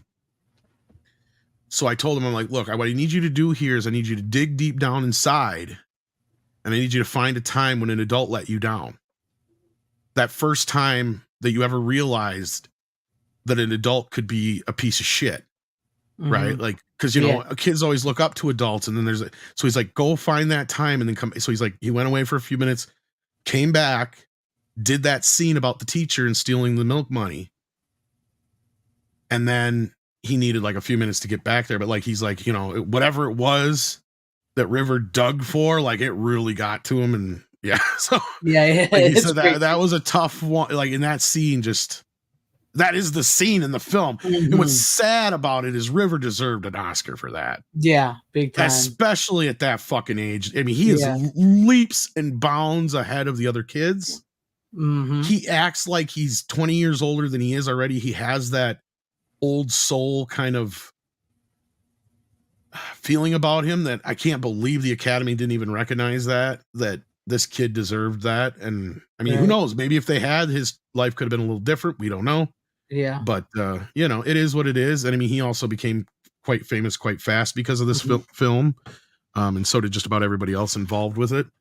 But yeah, and I mean, I know Stranger Things and other things people brought up. Clearly, this was a big influence on that, Oh yeah, big time. Big as time. was it and a few other things from that era. Goonies, But Monster Squad. Goonies, yeah, all that stuff. But Yeah. yeah, no, this kind of falls into that category, but it's also kind of in its own category of. I feel like it was overlooked by the Oscars, and I it should agree. have gotten a lot more attention. And it probably is. And Rob says this himself. It probably is his best film. I mean, of all the movies he's made, it's I would agree with you. probably his best film. And he Yeah. even said that himself. And it's probably just because it's the one he's the most closest to. Yeah. It's a movie that really does resonate with you. Like you said, like especially for our generation, because that's what I saw it, and I remember just enamored with it, just watching it and relating to it. Like you said, you could relate to. I related to Jerry O'Connell's character.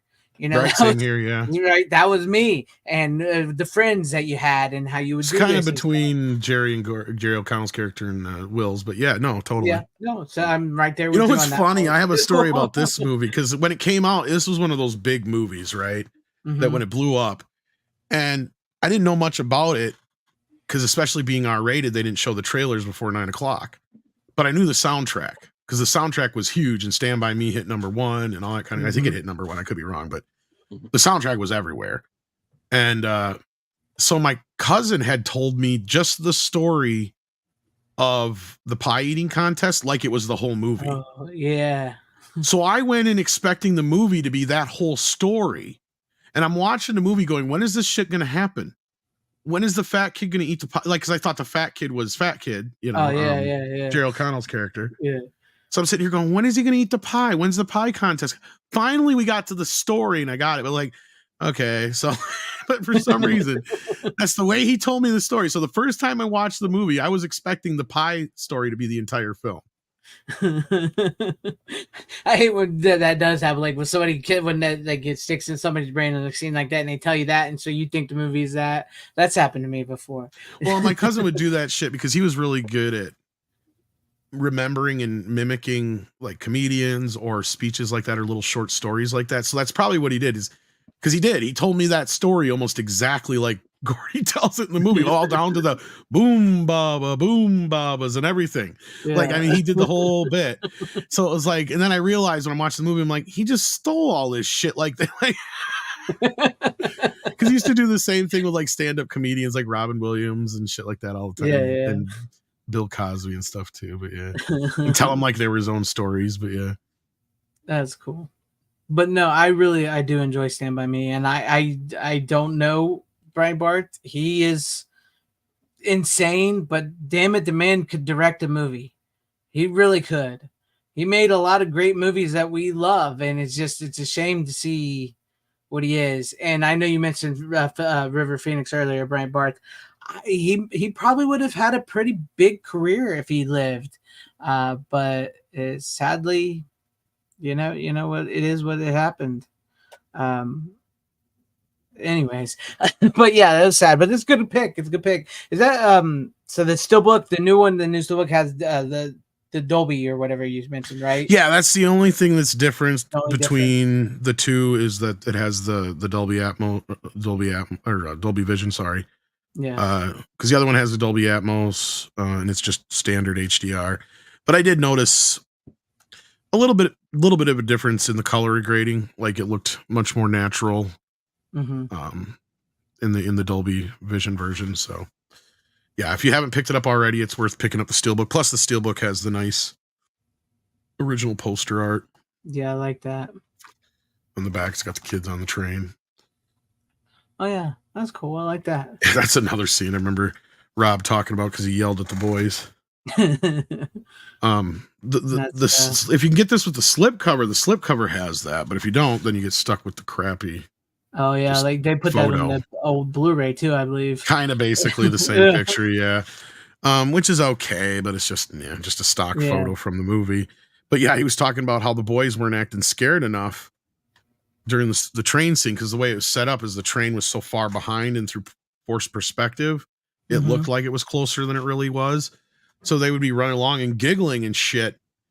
And finally, after about 3-4 takes, Rob gets real pissed. And he starts screaming at the boys. He's like, these guys are working really, really hard and they're tired. I'm glad you guys are having fucking fun. They're not. And he's like, you got to start acting scared or I don't know what we're going to do here. He's like, and so he got him so worked up from, him yelling at him that they used that. But he's like, at first I felt bad, but then afterwards I realized that as an actor, that's what you kind of have to do. But that's one thing about Rob Reiner. Whatever you want to say about his politics, he is one of those directors that everybody who's ever worked with him says that he's either one of the greats or the greatest, and he knows how to work with actors. And that helps to have an actor's director like that. I mean, somebody who actually worked as an actor and understands what it's like to have to go through and know what you need. And that's probably the only reason he cast these kids and he was able to get the performance out of them he could. Right. And it just shows through their performances. I mean, and what's funny is because like the most seasoned actor on the crew was probably Corey Feldman.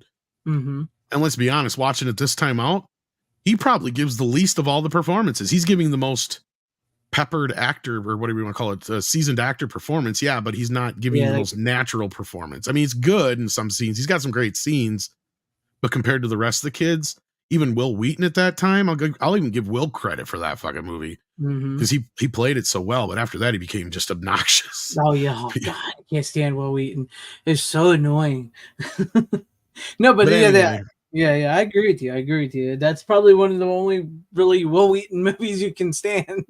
That and Toy Soldiers, but I think he gets killed in that, so I cheer when he does. Oh yeah, he does, doesn't he? That's a Sean Astin movie. Yeah. The only part about that movie that I always found weird is when they were all sitting there trying to listen to the sex line.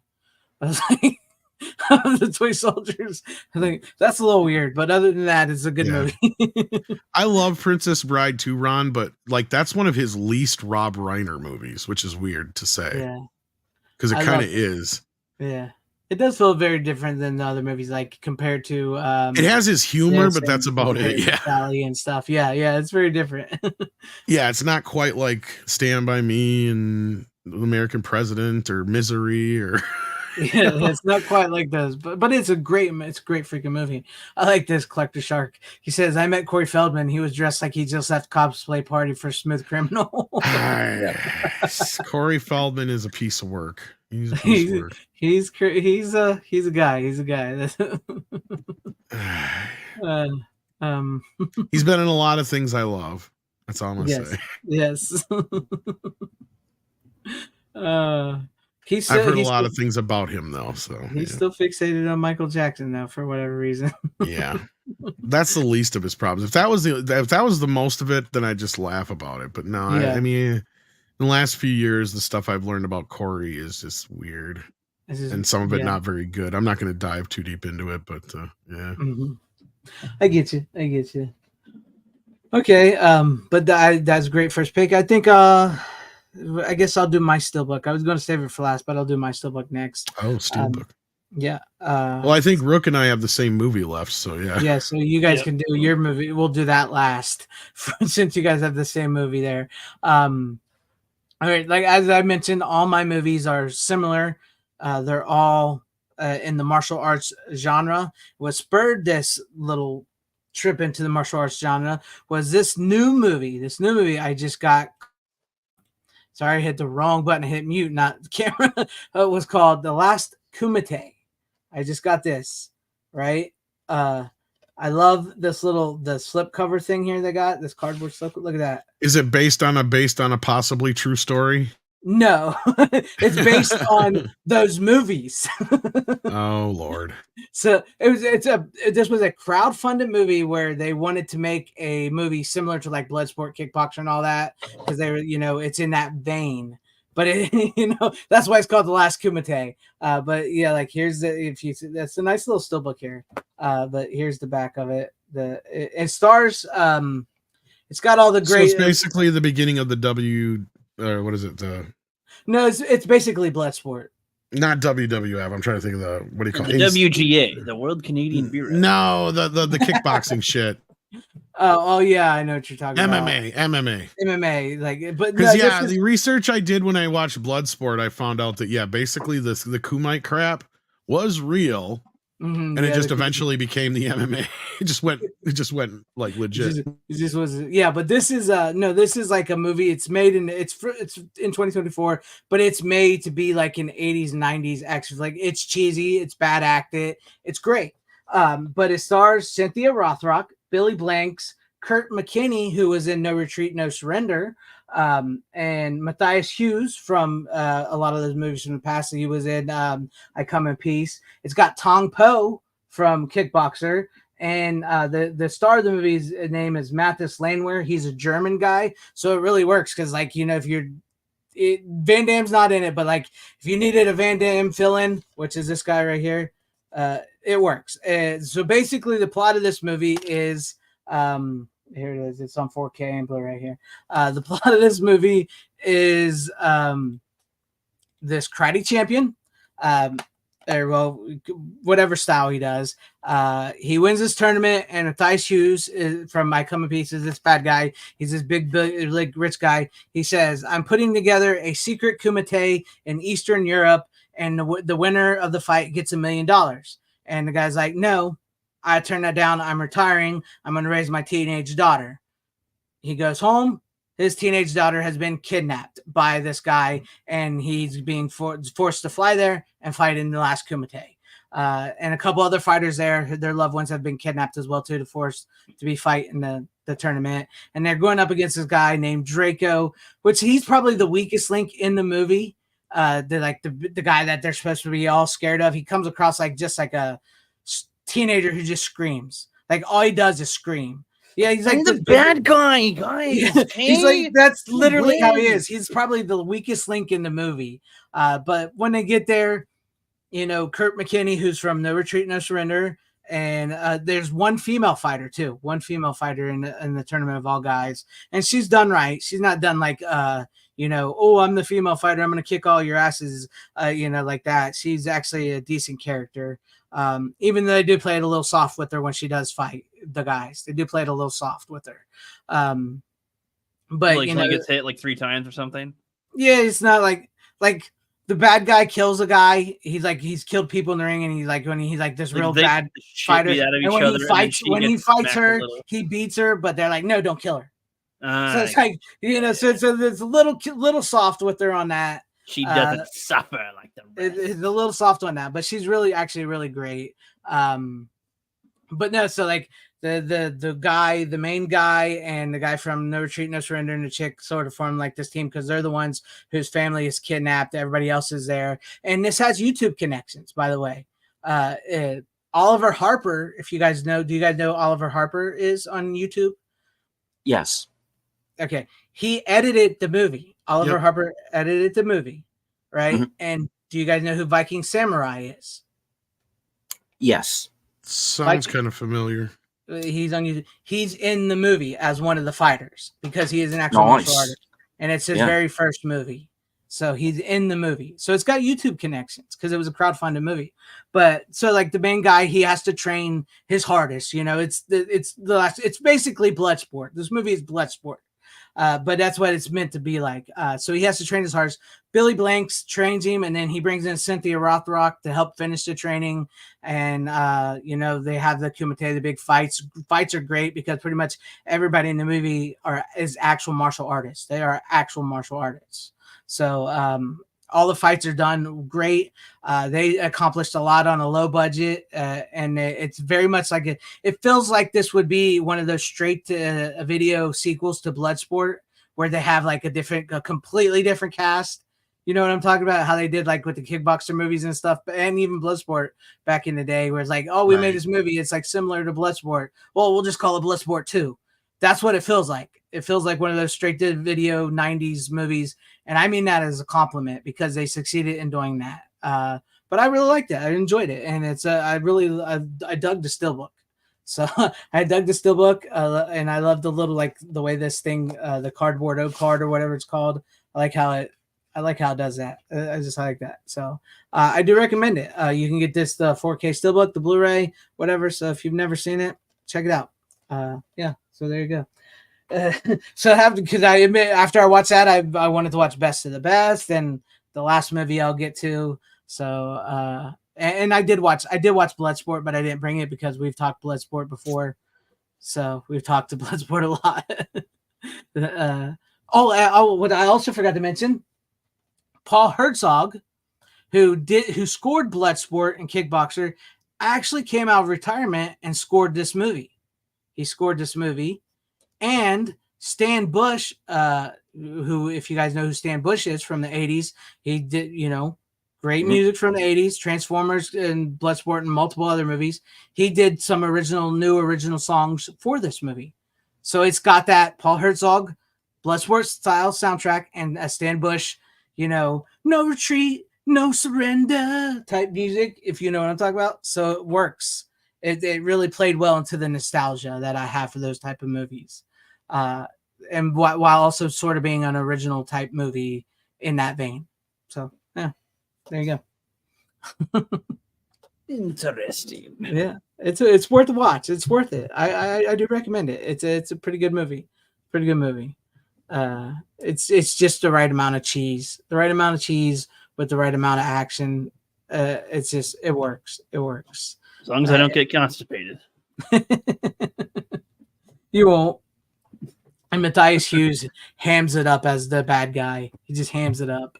It's so great. So great. So great. But yeah, there you guys have it. There's my second pick of the night. So I'm going to go to Steven, since you, Rook, and you and Tom, excuse me, since you guys had the last movie, I'm going to go Steven, me, and then we'll go to you guys to finish it off. Sound good? All right. Yeah. All right. What do you got, Steven? Right. Well, I had two that I was deciding between, but since one will go better with another video that I will hopefully be receiving from Vinegar Syndrome very soon, I decided to go with my other pick. Also rather topical because its sequel is out right now and is doing very well, and that's Bad Boys for Life. Oh, Bad Boys. Mm-hmm. And then I finally had a chance to sit down and watch this over the weekend. And did you get to see the new one yet? I haven't seen the new one yet. No, I'd like to as soon as I can, but my schedule's just been crazy. I was really surprised with how much I like this one, because Right? it's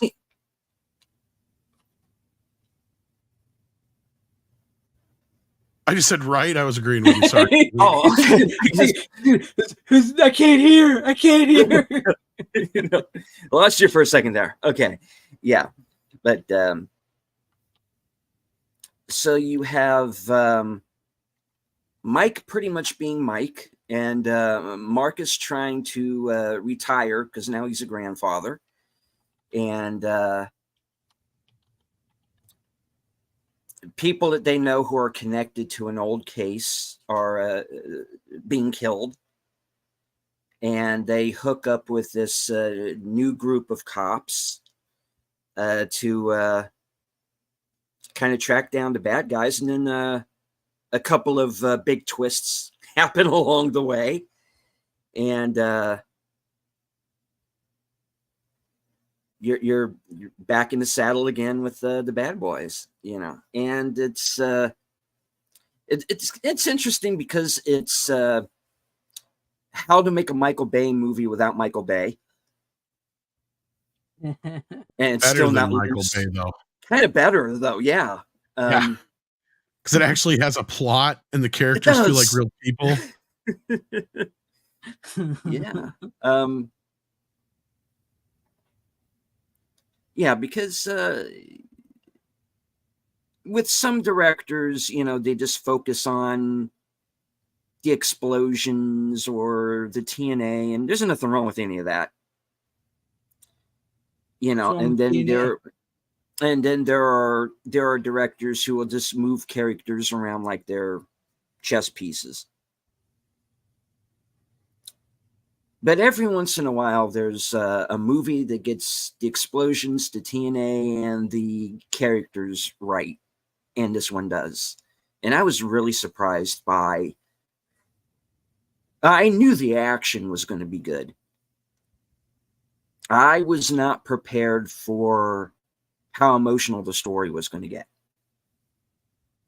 because this one, it really does take you on a ride, which is why I wish they had switched the titles and called the new one For Life and this one Ride or Die, you know, because to me that made more sense. And it's just going to confuse That's the what I shit out of said. everybody. Yeah, because Um, seeing the fourth film, like it's like, oh, it would make so much more sense had they flipped the titles. But yeah, yeah. Is it the same yeah. director for the fourth one? As the same directors, I should say, yeah, as for the Lyle fourth and one? Adele or Yes. Dell or however you say their names. But yeah. Yeah. And well, they directed the hell out of this, and it's they put their own stamp on it without taking away what made the first two work. Well, you know, more the first one than the second one, you know what I mean. But because the second one's a little all over the place, I'll be honest. But they helped the second movie with this one and the fourth. They really one, in my do. opinion. Yeah. And let's see what else. Joey Pants, man. Joe He's Pantoliano. This is one of those he steals the movie kind of deals. And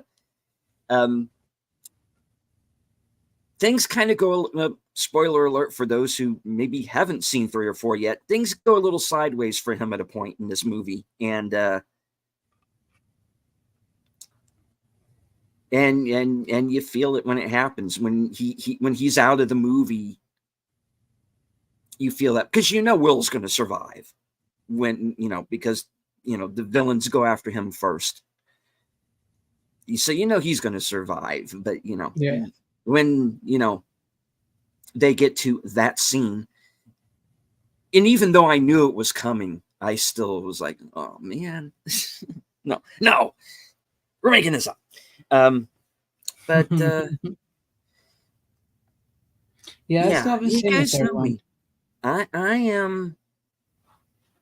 am a sucker for a good action movie, and we have had,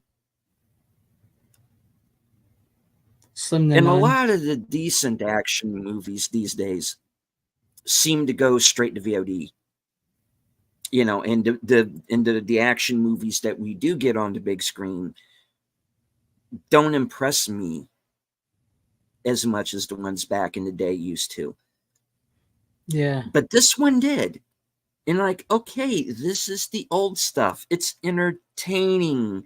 It's a genuine popcorn movie. You know, it builds on the story. It builds on the characters, you know. Mike finds out he's not so invincible, you know. Marcus kind of figures out that maybe he is a little bit, you know, give that man some Skittles and he'll go, you know. Just give the man a Skittles, you know. Because you know he can't retire, you know. It's in his blood. You know. And I like the new characters that they added to it, you know. And I had to get my head around the fact that Vanessa Hudgens is playing a cop. You know, what? But no, she's fine. You know, and you know, like I said, I like the new characters that they brought to it. I hope they're all in 4. I think they are. Yeah,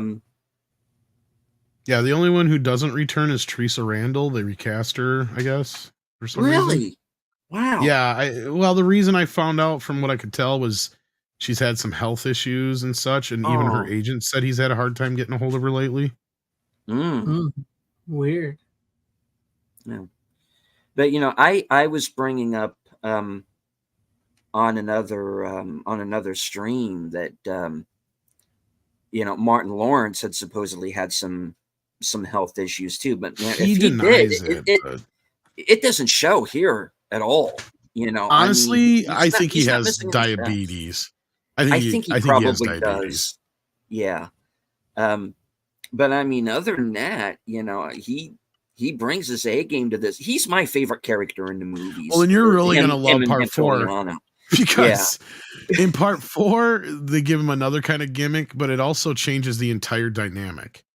Because in this one, the way he because I guess we can't. This one's not such a big deal for spoilers, but like he makes this pact that Right. if Mike pulls through, that he will bring no violence into the world again. So he's got this whole thing with not shooting a gun or hurting anybody and just trying to work differences out through talking and whatnot.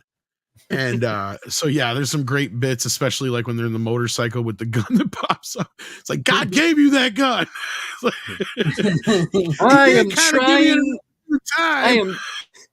I am trying to penetrate his heart with my soul, or whatever he says. How's that working for you? I'm gonna let you handle this. Yeah, so there's a gimmick in this, and I mean, I could talk about the fourth film for a little bit here without giving away too much. It's great. I had a lot of fun. If anything, the fourth film's funnier than the third film, because the third film's a little bit more serious. It is. I mean, not that the fourth film doesn't have serious moments in it or isn't based on a serious concept, but it's just Martin is off the fucking charts, and it's kind of alluded that something happens to him earlier in the film, and afterwards he thinks he's bulletproof, basically. So what it does is flip the dynamic, because you've got Martin acting more like Mike Lowry now, and you've got Will Smith, who's going through this whole midlife crisis / panic attack thing going on, and all this stuff that he's dealing with.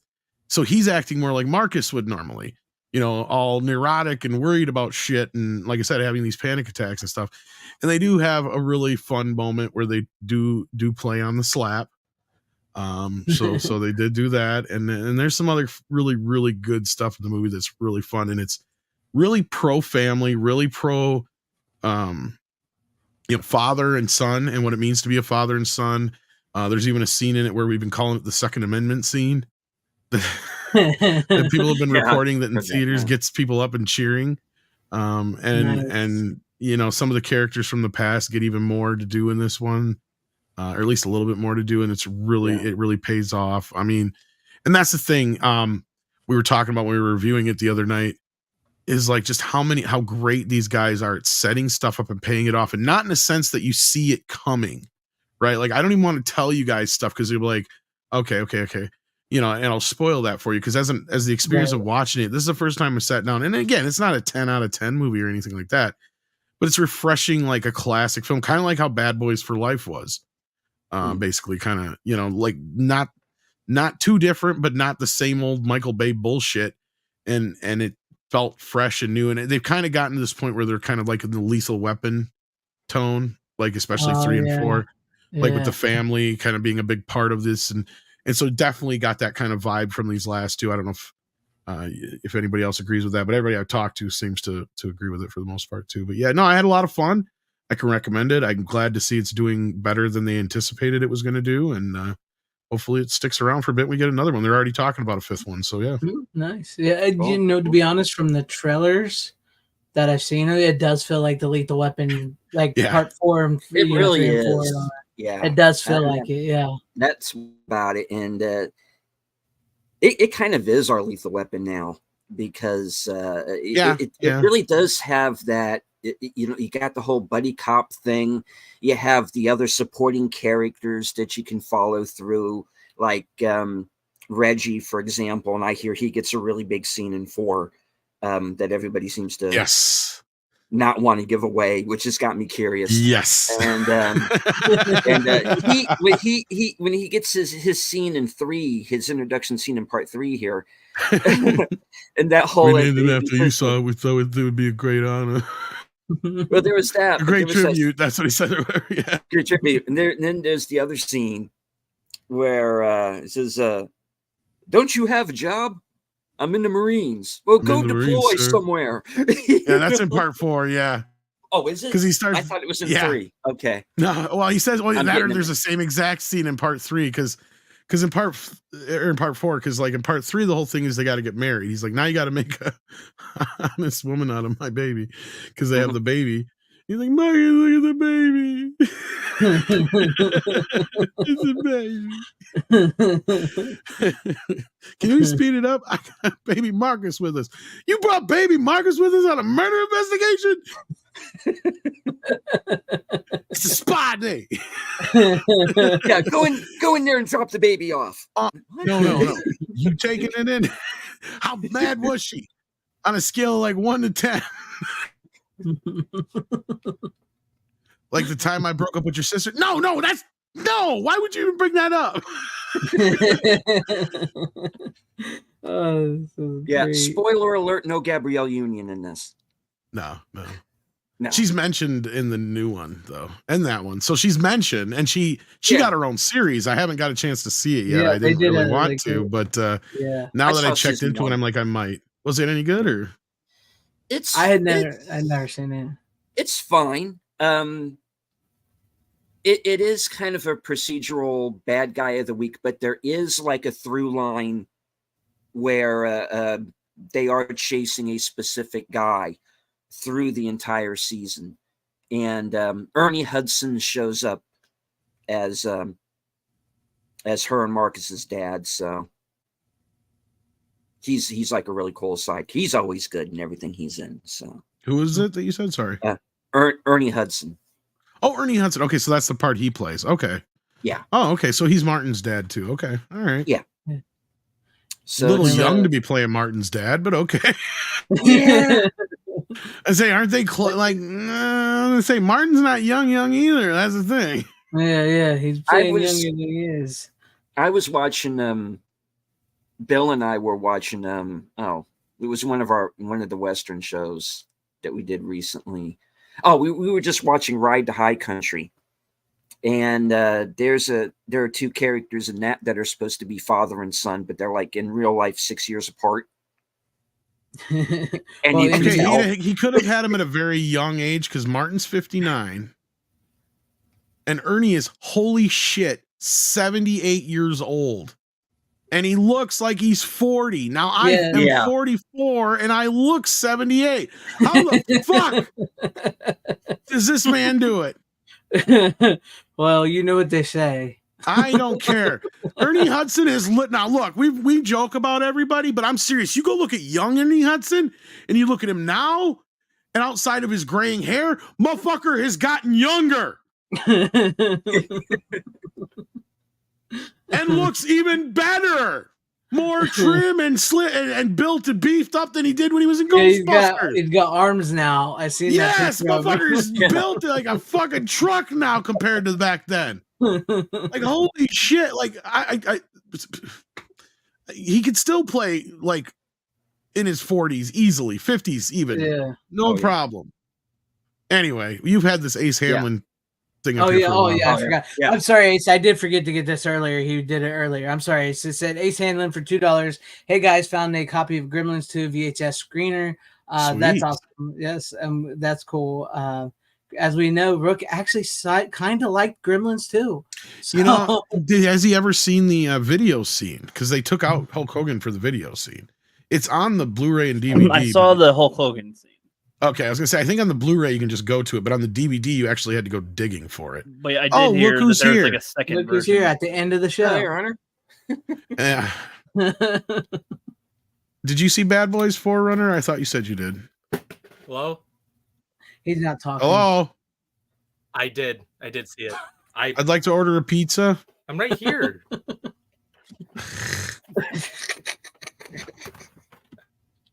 I did see Bad Boys Voice I- 4. I want Uh, to talk about it with you, Tom. Robot Runner. Yeah, Robot Am I breaking runner. up? we heard like every other A little word. bit, but now you're getting better. Yeah. I'll refresh. I'm gonna refresh All anyway. right. Well, now we can hear you, but all right. I think he's on a bit of a delay too. Yeah. Yeah, a bit of a delay. It's nice to runner stop by. No, Yeah, I and that's still a have, shitty. go Oh, ahead. go ahead. No, I was gonna say I still have to see part 3. I still haven't seen. I Part was just gonna say that's the shitty part about being able to talk about these films is if you haven't seen part 3, that sets a lot of shit up for part 4 without feeling like a movie that's doing nothing but setting up a sequel. 3. Right.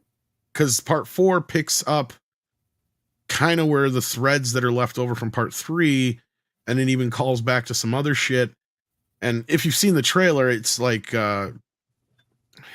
spoilers. The boss captain gets shot in the last one. But then we come to find out that he's being set up by not the mafia, but what you would call it from down South America. Cartel. Thank you, Stephen. Think of the goddamn word. The cartel's setting him up or whatever. So then Will and Martin got to get him out of trouble, or at least clear his name, because it's one of those kind of things. But yeah, no, it was a lot of fun, and they didn't go woke, which is great. Mhm.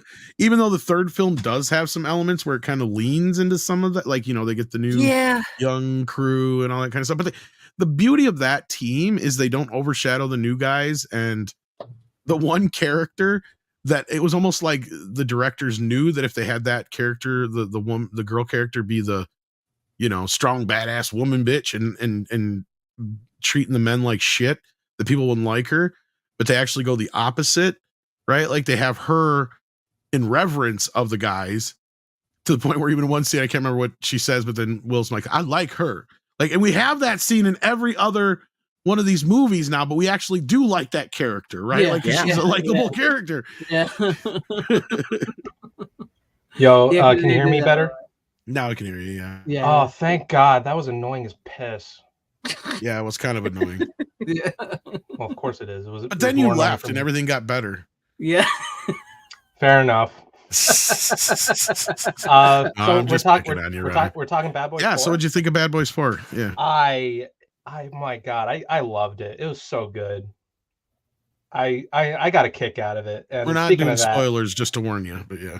I did. That's what Steven's watching or Yeah, that's talking what about he right now that he's brought on, watching. yeah. Yeah, this was going to be one of my picks because I rewatched it last night after watching 4. I did watch 3 again Saturday night. I was thinking about going to see Bad Boys 4 again Sunday, but I didn't get a chance to.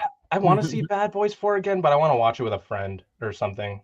But most of my friends haven't seen any of the Bad Boys movies, and I'm like trying to convince them. I'm like, hey, they're good for the most part, except for 2. You know what I found out is 2 has its fans.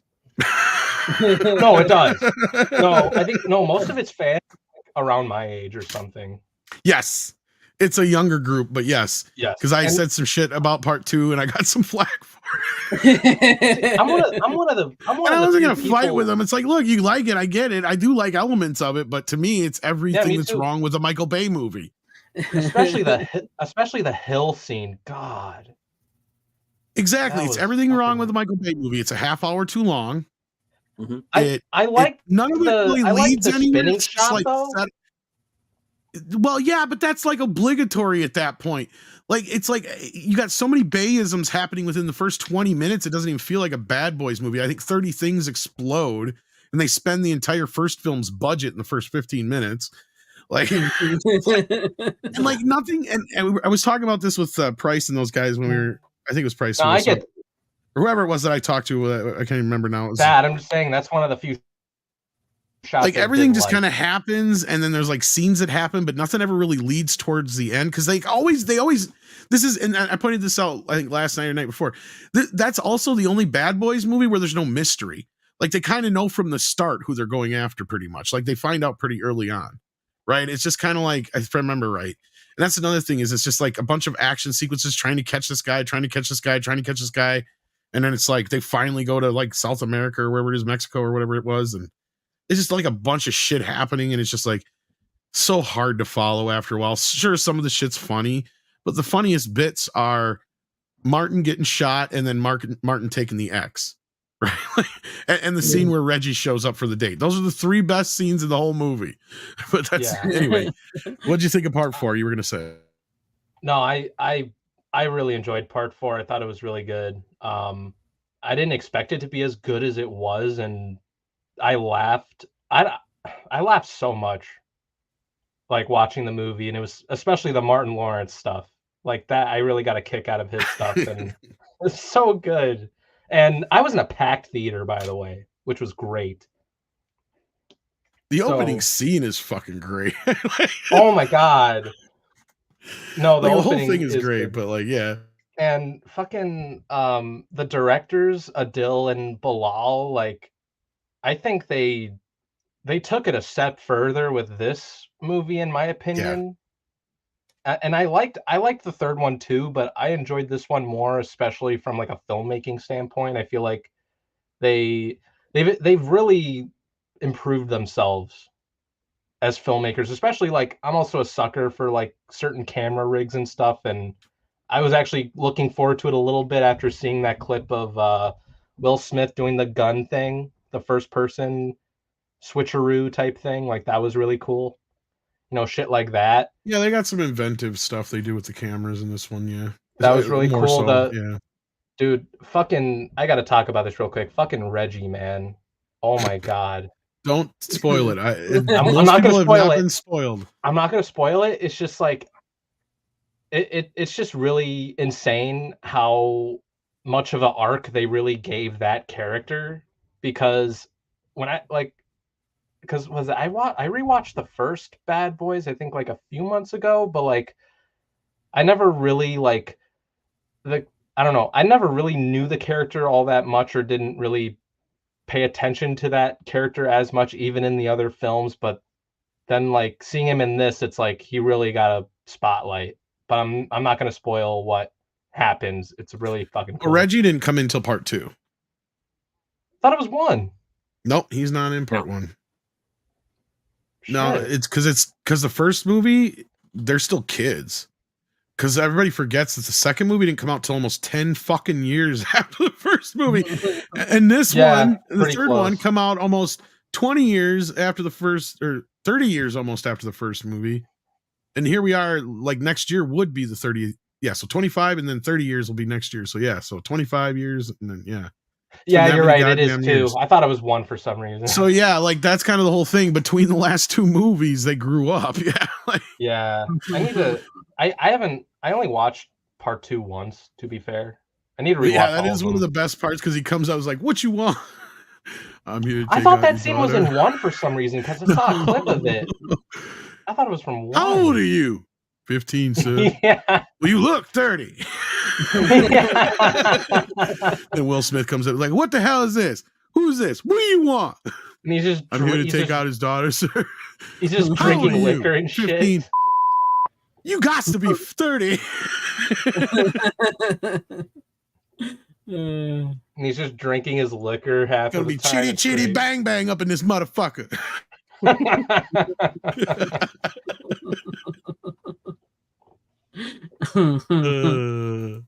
The only other best thing about part 2 was this. Bad boys, what you gonna do? What you gonna do when we come for you? It's next Miss Nose. Hey, dude, you gotta learn the words. We usually only do the chorus. I love the scene in part 3 where they start to sing the song like, "Oh no, don't even, oh no." Yeah, and you gotta know all the words. That's very important. Which are very hard to learn. You're never doing that again. Yeah. Nice. I'd say the one part in 2 that always cracks me up, because it's just my sense of humor, you know, is that spawns out of that whole chase, other than they're throwing cars. But there's the scene afterward. There's the scene afterward where they're in Howard's office and he's chewing them out, and they got the videotape going, and oh, we didn't do all that. Well, you see, they're shooting at us from there, and there's an explosion to go, okay, we did that. that cracked me up. Yeah. Like also after they go in to try and save the one guy, and he's like, we didn't do any of this. They the one that started shooting. So you didn't kill anybody. No, I didn't say that. And I love, it was just funny because Joey Pants actually accepted my friend request on Facebook this week. Nice. Really? Yeah, but I love his freakouts in every movie. He's one of the most consistent characters. Like, I love how he'd be like, I love his character. I love when he do his freakouts. It's like, fuck, just like start going, just like. If you're seeing this tape right now, it'll mean I've been killed on duty. Fuck! That's what he does to his I love it. Yeah. What did I tell you? What did I tell you? That's his other thing. He says that like 50 times. Yeah. I feel like he's kind of like that in a bunch of other movies, even if it's like portrayed differently. Normally he plays kind of he used to play more of the Weasley kind of guys. This was the first in the first Bad Boys. That was the first time he had kind of played a good guy. Yeah, right. Like even in the Matrix, he plays the guy that fucking screws him over, right? Yep. So like up to that point, he played like a Memento. lot more Weasley kind of characters, and then after Bad Boys, it was kind of more of he kind of started playing a bit more of the fatherly kind of funner roles, and because I think also I don't know if people really realized how funny he could be. Yeah. But no, that dude. You're you, but you not when they're around. that you're dude you, but you're him. Yeah. I was gonna say that like fucking Joey Pants, he's got like a good mix of like just films that he's been in, Woosah. like fucking all the Bad Boys, The Matrix, La Bamba, Memento, Risky Business. He's a good guy in that one too. Yeah. Yeah. Well, yeah, he just plays like a nerdy fucking agent in that one. Yeah. And he has sure. that. And speaking of Bernie Hudson, he has that bit in Congo. What happened? I think he is in Congo. Just went to shit. He's one of those actors that pops up in like everything. Yeah, he's like literally everywhere. Dude, he has like the films he's been in like are so fucking good too. Well, and he's constantly working because that's all his Facebook is like, hi guys, I'm down in Florida, I'm headed out to Miami, I'm gonna do a job there, and then I'm going out to this place. It's like that's all he does is he's constantly fucking on the go and working. Yeah. Joey Pants never stops. That's great. All right. Well, since I only have one pick left, Tom and Rook's got one pick left to do together, and I think that was Steven's last pick. And you picked a similar one there, Runner. So why don't you just go ahead and show us one real quick? Yeah, I'll just do one last one if that's okay, since you guys are pretty much done. I watched. This is another Will Smith movie, and it's comic book-ish, and he plays an alcoholic. Hancock. Basically, what if Superman was an alcoholic? Basically, is the premise. See, and this is how you do a deconstruction story. Although I would say the third act or whatever kind of goes off the rails, but yeah, it's. I thought it was fun for the most part. Never seen it. What? I'm not a big Will Smith fan. Oh boy. I like the Bad Boys movies, I do, but I don't. No, actually, I think you might enjoy this one. It's at least the first half or so, because the movie's really good. For like the first part, it literally is just that. It's like, what if Superman was real and he didn't give a fuck?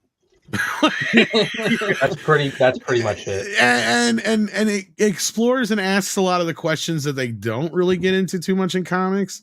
Like one of the funniest scenes in the intro, without spoiling it too much, because it's even funnier in the unrated cut, is he's like fucking some chick, and he's like, when it happens, I'm gonna throw you, just so you know. It's like as he starts to go, he like tosses her. Well, then maybe you just watch the R-rated cut, because it's in the unrated cut, and then all of a sudden it cuts to a shot of this trailer, and you see a bunch of fucking shots go shooting through the top of the fucking trailer, like bullets. I'm trying to see if the Because this is the 4K. I'm not sure if the unrated cut's in here. I'm not sure either, because the unrated cut's got the better shit in it. Because it's okay. Because the unrated cut. Because I think the rated cut is a PG-13. I think, if I'm not mistaken, they really chopped it is. down. Yeah, it is. That's one of those movies where you definitely got to see the unrated cut.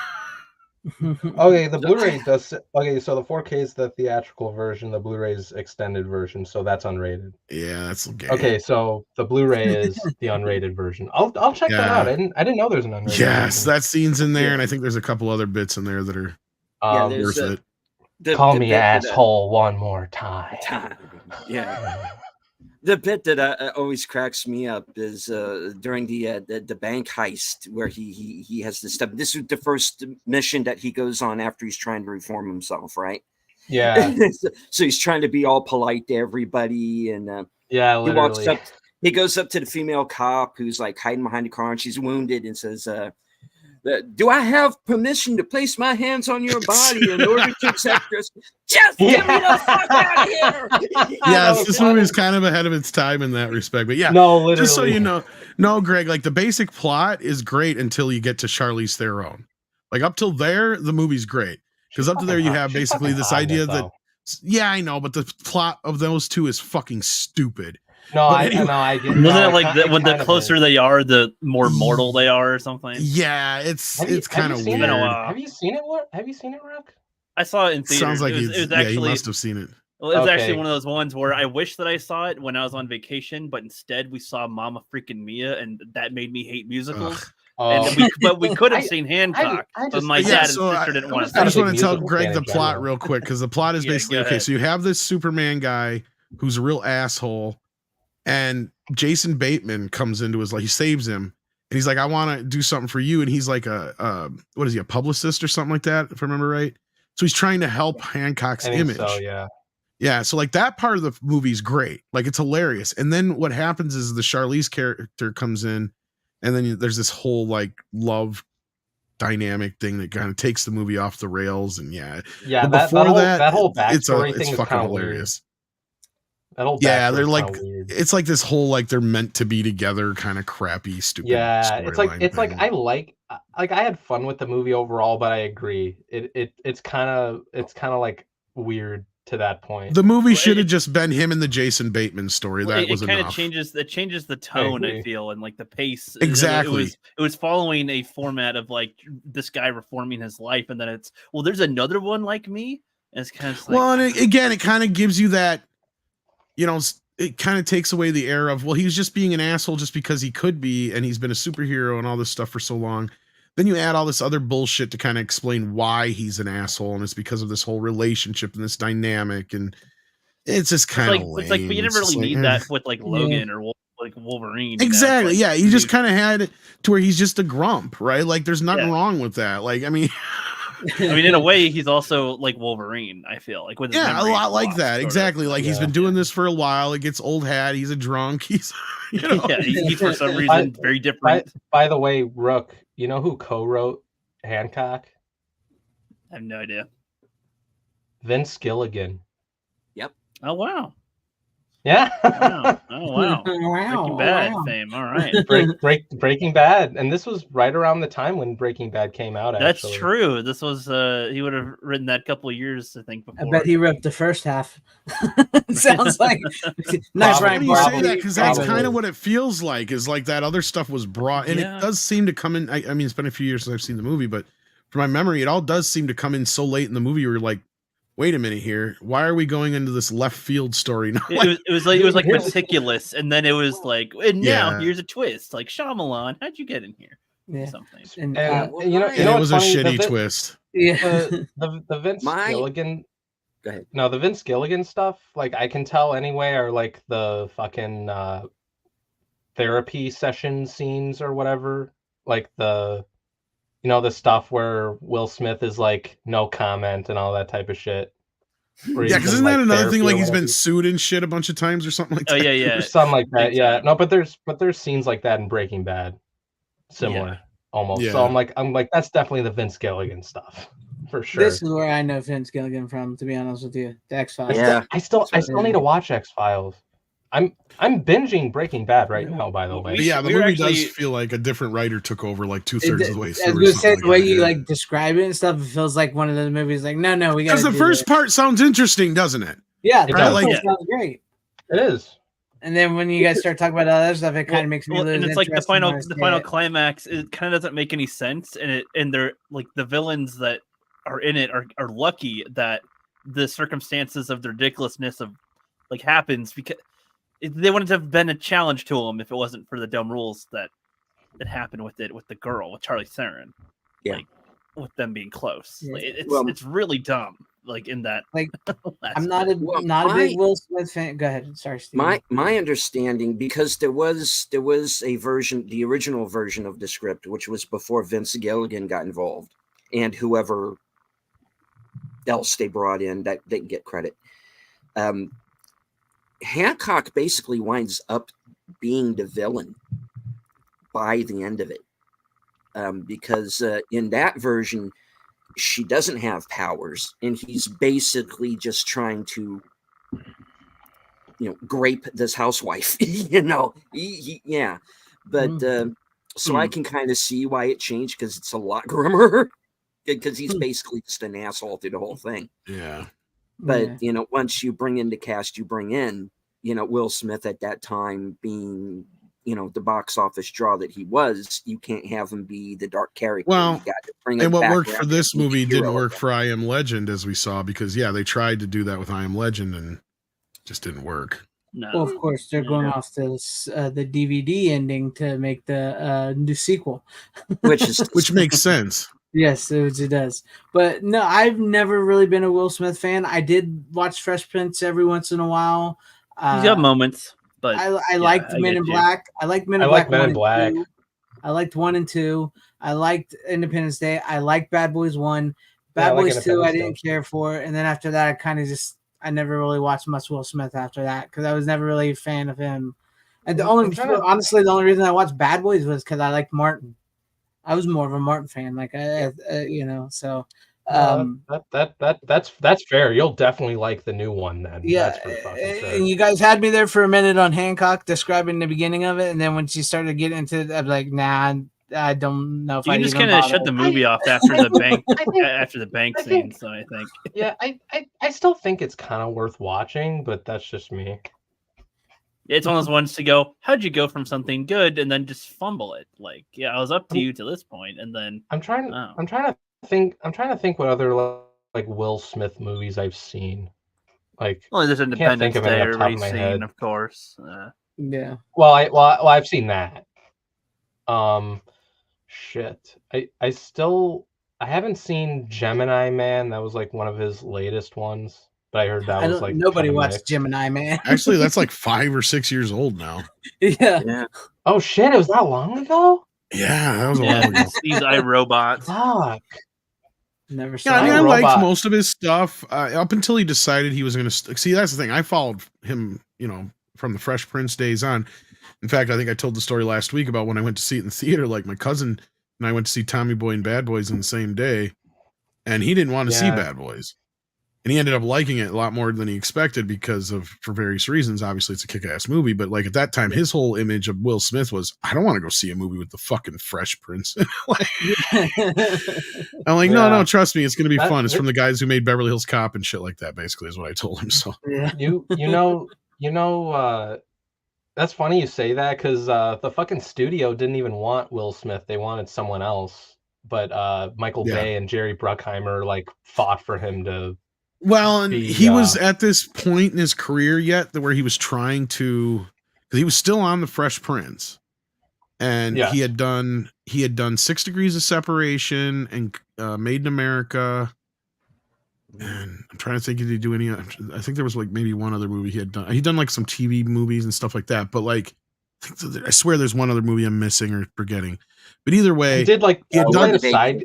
I think he played like supporting roles in like not many smaller movies. Not many. I'm trying to think. It was like a few. Because it was And then really 6 Degrees of Separation that really got him some notice because Made in America he was basically playing himself, and it was just like an extension of the Fresh Prince character basically.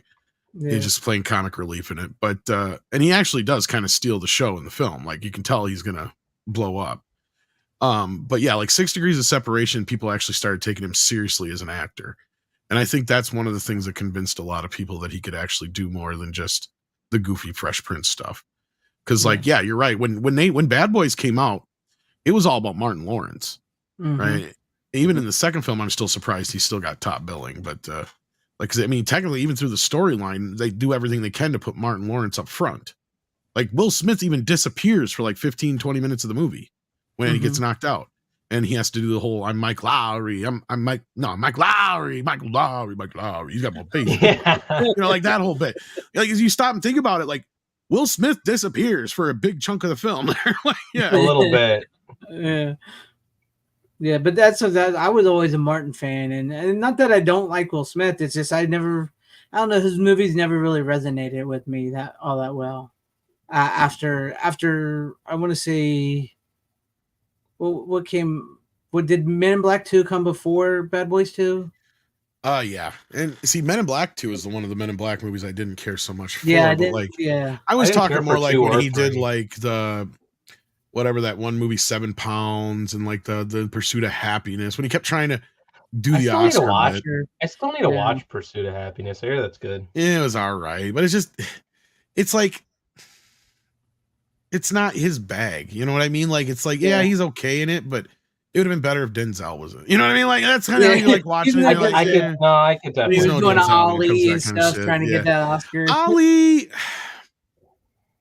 That was a Michael Mann movie. The movie itself, I have some issues with, but he was okay in the movie.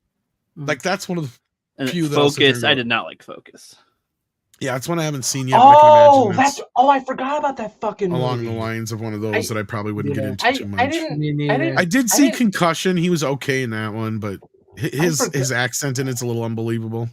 I forgot about Focus, but I only watched Focus because Margot Robbie was in it. That's it. Yeah, that's the only reason to watch it. We all know Runner's favorite Will Smith movie. It's Suicide Squad. So, oh my god, they're gonna say Dr. Seuss for some. All my friends are heathens, don't you know? You know what's an even worse Will Smith movie? Aladdin. Oh my god. Fuck. Yeah. But it was a hit. Yeah, sadly. I feel like that's one of those movies that we kind of forget happened. And you know what sucks? It's like I like Guy Ritchie as a director, but that was like not a good that was not a good one for him, especially. That was just weird. All right. Well, I think we've talked Bad Boys enough now. Yeah. I wish I could talk more about it, but I can't spoil it because we went right into Hancock and then we went back to Bad Boys. No, literally, I'm like kind of another Will Smith movie. Yeah, literally. So, all right. I'll finish off mine. Trust me, we ain't going to have a long conversation on this one. So, Debbie Does Dallas. Yeah, I wish. No. To conclude my martial arts movie marathon I just got this from Camino, which I believe you got too, Tom. The Perfect Weapon. Everybody was it's getting kind of hectic. I did get that, but I haven't got a chance to watch it yet. Yeah, I watched this one, The Perfect Weapon, starring Jeff Speakman, directed by the director of Kickboxer. So yeah, I watched that. I finally got it from Camino, and I liked it. It was a good movie. I hadn't seen it in years. The scan looks pretty good. It's a Paramount movie, so it's a decent scan from Paramount. Yeah, it's basically any other martial arts story from the 90s. There was this kid. He had an attitude. He learns Kempo, which is a Korean form of martial arts.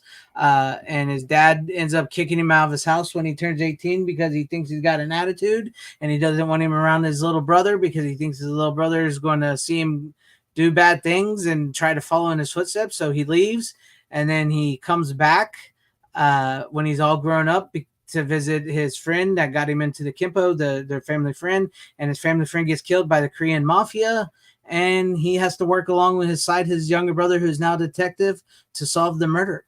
And he's the perfect weapon because he can kick ass. He attacks, he knows Kempo karate, and he just keeps kicking ass until they find out who did it. That's the plot of the movie. And like I said, we won't talk long about it. That's it. It's a good movie. Yeah, sounds about right. Yeah, it's not bad for what it is. Yeah. Yeah, it's not bad. It's a nice little quick 92-minute long movie, old school 90s flick. Great martial arts scenes. Good. Speaking of action, how you guys talk about action, it was actually one of the more bigger budgeted movies because I was watching the special features with Jeff Speakman. It was actually one of the more bigger budgeted martial arts type movies for that time that was done by like Paramount Studios. They actually put a lot of money into it and gave them longer to shoot the movie than they would normal martial arts movies like that. And Oh wow.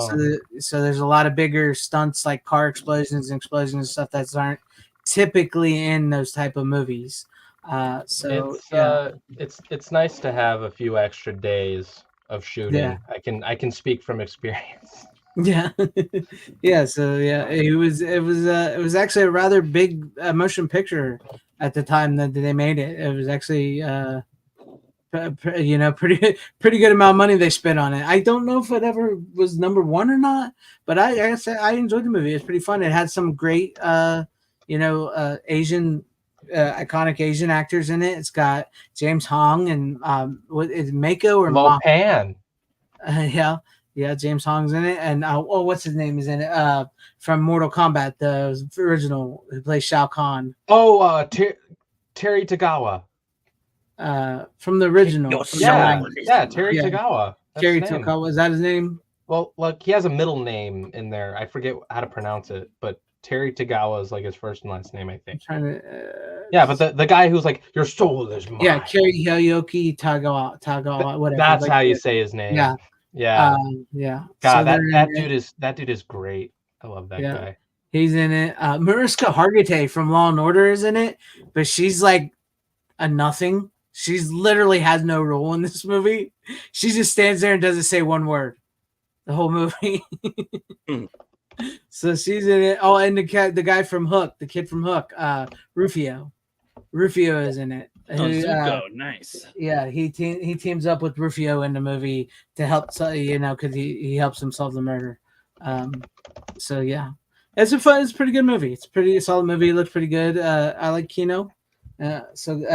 Kino puts out these titles like movies like this. Oh, we all like Kino. Yeah, I know. They put out stuff like this, and it's like, cool. I'm gonna get that on Blu-ray. I haven't seen that on Blu-ray in a long time, or if ever. So that's a movie from the '90s. So yeah, it's really good. It's a fun movie.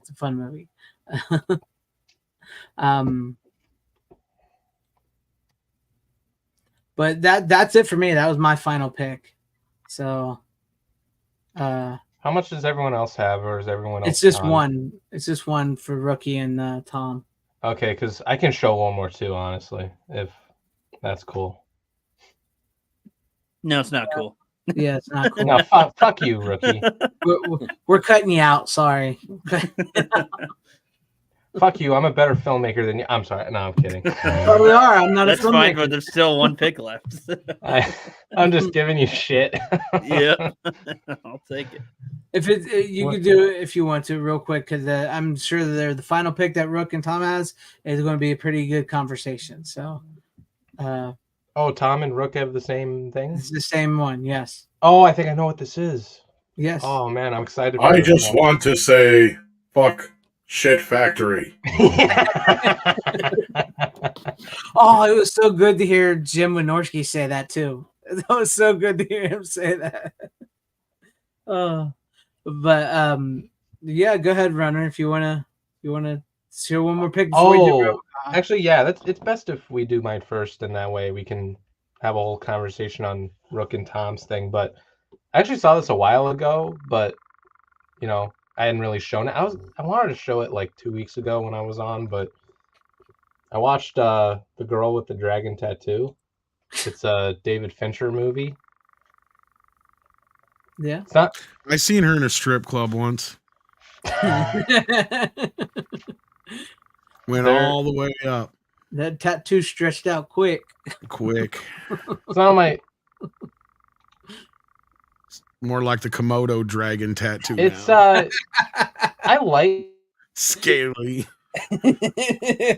I like it. It's not my. This is one that everybody said you have to see the originals, I'm a big... and I'm sure Steven knows about them more than I do. Yeah, I've never seen any of probably. I haven't seen Yeah. the original. I'm a big David Fincher fan for like some of the stuff I haven't seen all of his movies, but like the ones I have seen I've really enjoyed. This isn't my favorite of his. Maybe other people feel that about that way because I don't know. I've never seen it. Never seen the other I one. haven't seen I've heard it. it's decent, but yeah, I've heard the original's better. That's all I've ever heard. So yeah.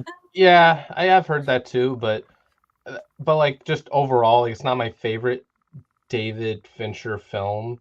Like it's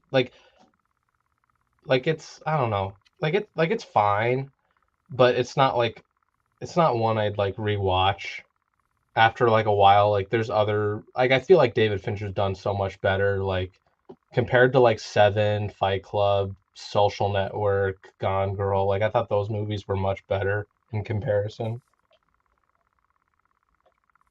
Yeah. Even Somebody Benjamin got a Button I cat thought was purring? better. I know. What is that? Is that It's a Rook's Yeah, cat? No, it's a Yeah, what is fucking that? fly. It's a fucking fly in my room. Oh, I don't No, think trying to- there's like a constant It's clicking not. noise. It's not mine. No, Yeah. my cat. I'm my cat's trying on to. my I'm cat- trying on to. my counter right now. I'm trying to like whack it and shit, but I can't. No, I don't Well, think we're it's on. that at We're on all. stream, sir. We know you're trying to whack it, but that's This family trying to friendly. whack. who That died goes and without made you, saying. Gavin All right, McInnes? all right. I want to like smash it and shit, but fucking that's not even. Dude, we're on stream. Be chill, okay? God. Not that. Smash Not that bitch. not that kind of Time and smashing. place for this. Not that okay? kind of smashing, you dirty. He fuck. says that with one hand down and one hand up. So You're just lining these up too easily in a row. It's like I'm afraid I'm going to need to see both hands, sir. it's great because I know you're literally not intending. Fuck off! You're seeing no hands. Well, that's for the pros. You guys are. You got a guys lady in are a there? bunch of. You guys are a bunch of dirty bitches. He's done the stranger. So Guilty. all right. Sorry, Runner. Go ahead. Finish your thoughts on the movie. Sorry. I don't know. There's not much to say. I mean, it's a detective movie, so it's like most of David Fincher type films like Zodiac and stuff. Like if you've seen that, it's kind of like that. You know, Seven, of course, was another detective thing that he did. This was like another one of those movies, and it's funny because I think because you know he's mostly done a lot of like thriller type shit, and this is like one of them. And I think he said he wanted to stop doing those types of movies after I think it was Zodiac. After he did that, he said he wanted to stop, but then he sort of got back into it once he did this and The Killer for Netflix and all that type of shit. And I like The Killer more. Speaking of, I forgot about that movie for a little bit. That was one of my favorites last year. Yeah, The Killer's good. For David Fincher, like the only ones I think I haven't seen of his were The Game, Panic Room, Mank. Shit. I think I've seen all of his other movies. I think up till well, I think I didn't really see Alien 3 if you count that. I know he fucking hates that movie, but I think I saw parts of Alien 3. Well, Alien 3 had such a messed up production history. Oh, I know about the production more than the fucking movie, honestly. You know, No, I like the assembly cut more because I think it tracks and makes a I've little heard- bit more sense. I've heard but it's- he had I've heard nothing it's to do better. with that. Though. No, I heard the director's cut or whatever it's called is better. But you know what David Fincher said after his whole experience with Alien 3? He said he'd rather have colon cancer than direct anything ever again. Yeah. That's what he said at that point, and then he got there. I think what convinced him to direct again was he was sent a script for Seven, and that's when he wanted to go back in directing. Yeah. And look at him now. He's made some good fucking movies, in my opinion, anyway. All right. I don't know. There's not much to say about fucking dragon tattoo. Like, it's not my They're- favorite Fincher movie. It's like, they're both good for what they are. I do prefer personally the original, not to dump on Fincher's version because it's very good as well. It's just that they kind of focus on different things, and the ending is different because I think the ending of one of them is also part of the second book as well, because it's a book series. yeah, And because I think one borrows more from the second book than the other one does, and it kind of gets a little, you kind of have to know it to understand what the differences are. But no, I've seen both. Both are good for different reasons. Fincher's movie is very much a Fincher movie, and everything that kind of goes along with that, for better or worse. yeah. But you know, it's a decent watch. It's a very, very fucking dark movie. It is. And like there's some themes in this movie that I don't know if I should talk about in this stream because I don't want to get Greg in trouble and shit. But yeah, probably not. Yeah, it's Steven knows what I'm talking about. There's certain like what do you call them? Fucking yeah. There's like, I'm just gonna leave it at that. Like, there's certain themes in it where it's like I've never seen David Fincher tackle certain topics like that, but it's interesting in a way. And yeah, I don't know how else to explain it. I don't want to get Gray in trouble. well, I mean, like Christopher Plummer says at the beginning of the movie, oh, that's to right. Daniel He was in Craig, it. he says, yeah, and he says, Oh, and Stellan Skarsgård's in it too. Stellan Skarsgård, yeah, great Robin cast. Wright. Yeah, Yeah, He's- great cast. And I mean, fucking everyone is good in this movie, honestly. Yeah. Now And that I think about it. he has that line at the beginning where he says, "You're about to meet the most evil group of people on the planet, my family," and he's not lying. Yeah. You know, they are truly, truly evil bastards. Yeah. You know? And I'll say this, the Trent Reznor score is great. It but- is. Yeah. I mean, his scores are great overall. It's his second film that he composed for Fincher. His first was Social Network, which was his first composed film overall. But I'm pretty sure he's composed for Fincher ever since then, for what I remember. Yeah. Because he did Gone Girl. I think he did Mank. He did The Killer. I know that for sure. Mhm. So yeah, like the score is great. But yeah, I don't know. They're like, it's a decent watch, but like, again, it's not my favorite Fincher film. I think he's done way better movies. Like I thought Fight Club. Like, if I'm gonna pick my top like Fincher films, it would probably be like Social Network's my number one. I think that's like a fucking brilliant movie. Fight Club's very good. Seven's also really good. It's up in there. And I even like Benjamin Button. I like that one more than most people, honestly. All right. So yeah, that's my pick. That's it. So I Okay. think we should get to the conversation. We should get Yeah. the Rook and Tom. Who wants to show theirs first? Oh, well, mine's the worst version, probably. So we'll start with mine, and then Tom can show a better version of it. So my sister got me RoboCop 2 for Christmas, gave her a bunch of movies that I wanted to get, and she got me this. For some reason, it will not play on my Xbox. It was like, yeah, put a disc in there, and then we can read it. It's like, what the fuck you think I did? And then I go put it in the Blu-ray out in the living room. Works just fine. But watched it today, finally. And I figured Tom will show his first, then we can get into it and stuff. But there you go. So that was my first time watching. Yeah, I have, of course, the older versions and the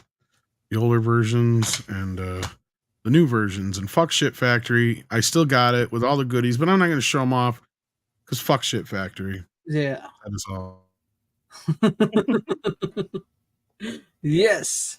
So, Rook, I know you could be hit and miss with the audience on some movies, but you did like Right. RoboCop. Yeah, I loved How RoboCop. did you 1. feel about? Yes, you Loved loved RoboCop How did you 1. feel about part 2 The here? way he's saying it, we can already tell where this is going. Yeah, I Well, could it's like tell. there's things in RoboCop 2 that I like, but overall, I feel like it was a worse movie.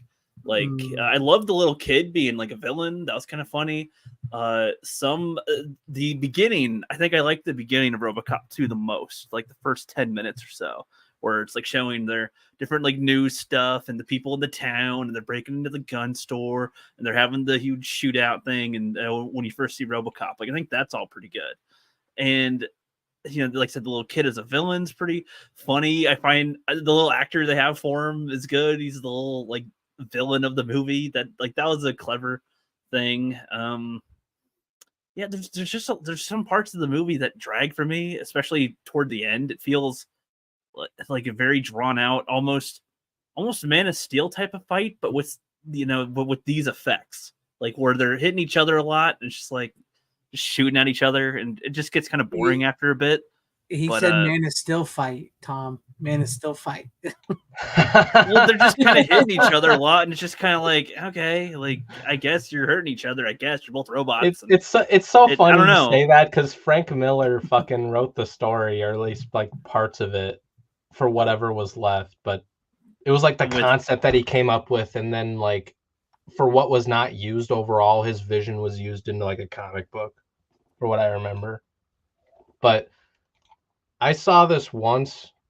I need to rewatch it, but I need to get 4K because I only have the Blu-ray from Shout or Shit Factory, as people are calling it now. Yeah, So 4K is fine. It might take a hot take, or is that what is?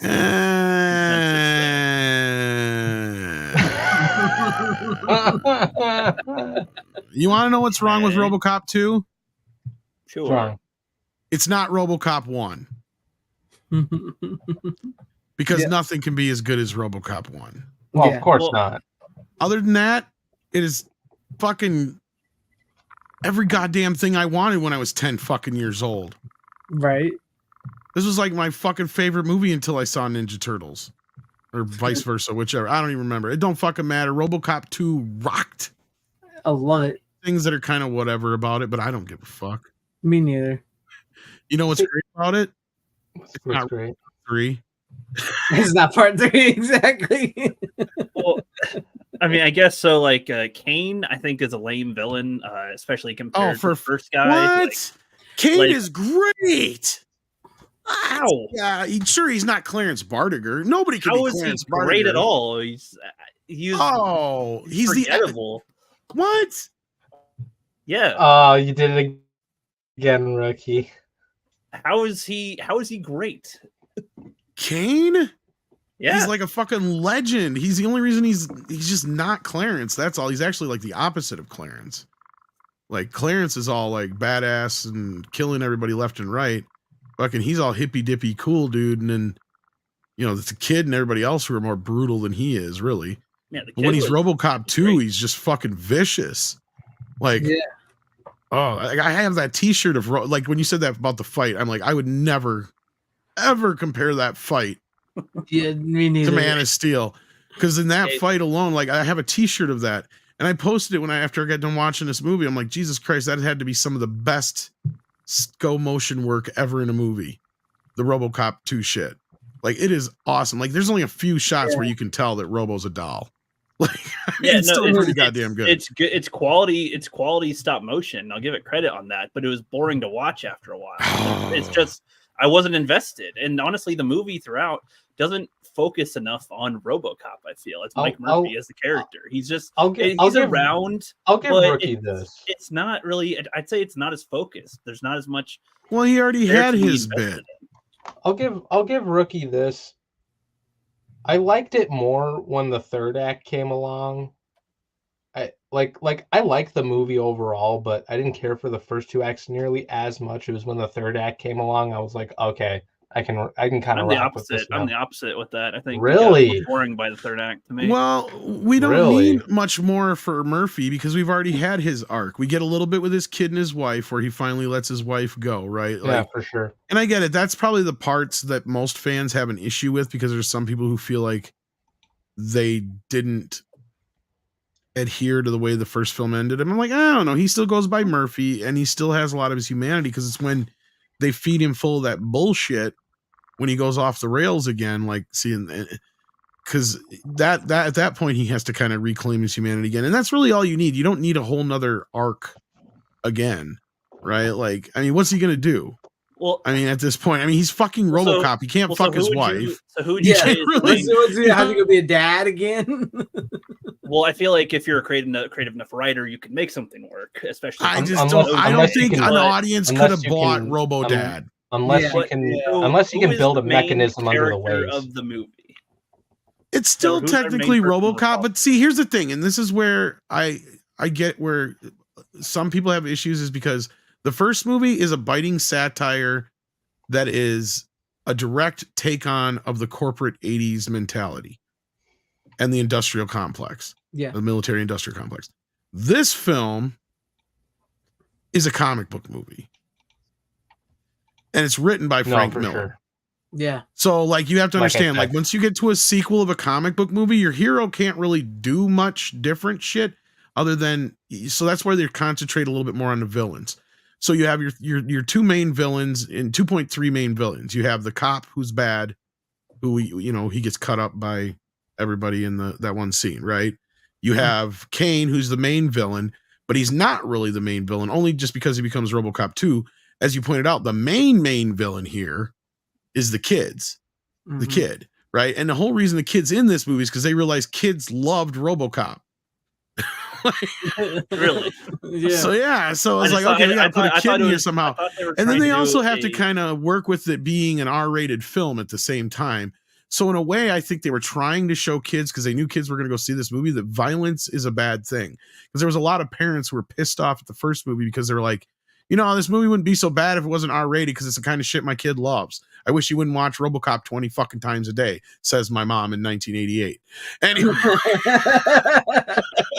Well, I assume that the scene where they're trying to figure out what they want to like put the in- violence and what happens to the kid and stuff like that. But yeah. I assume And that, the like, drugs, say no to drugs thing was really big in this era too. So keep that in mind. Yeah, I figure like at the meeting when they're like, "What should we put in his head?" and they're like, "He should go visit orphanages and go say hi to more children and go to the blood bank and blah blah blah." I assume that has something to do with the addressing people's issues with the movie. It wasn't safe enough for families or something. Bad Was that a words was that a lead to bad bad reference? feelings. Yeah.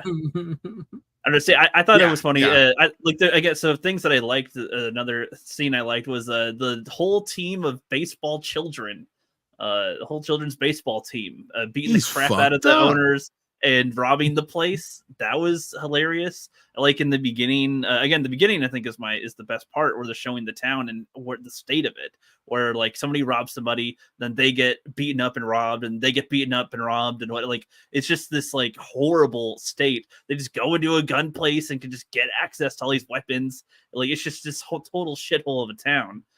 Continuing from the first one where they're trying to replace it with a new city, right? It's the New Detroit. New Detroit. So like that aspect's good. I'm okay with them not focusing on RoboCop.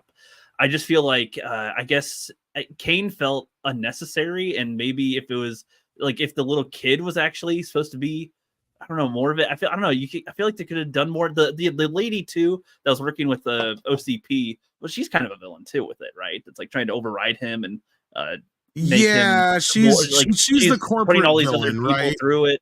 So there's that element. She's the I corporate guess. villain, though. Yeah, but like, I don't know. Maybe it's because I like the actor, Tom Noonan. Because I just Like, watched the I don't movie, and know. it's like Kane is barely a factor as far as like his presence or anything he's doing. It just, he's like, yeah, I'm here, and then the girl shoots him, and then they all take turns trying to take him apart, and then he just kind of gets killed later, and then he becomes the consciousness of the robot, and he's really barely anything in the movie. Like, I don't know. Like, I feel like I reject your hypothesis. Yeah. If you but had the that's okay. kid even like almost get killed, and then have the kid as the robot or something, That would could've be been- horrible. could've That would been be kind of- stupid. I don't know. But this was smart with him. I don't Yeah, it agree. works. I- It's very I much like the totally comic don't book. It's agree. very much Like, like how can you tell me that that's stupid? Because but then like, that isn't. nobody stupid wants to with see the RoboCop games. fight a robot So, kid.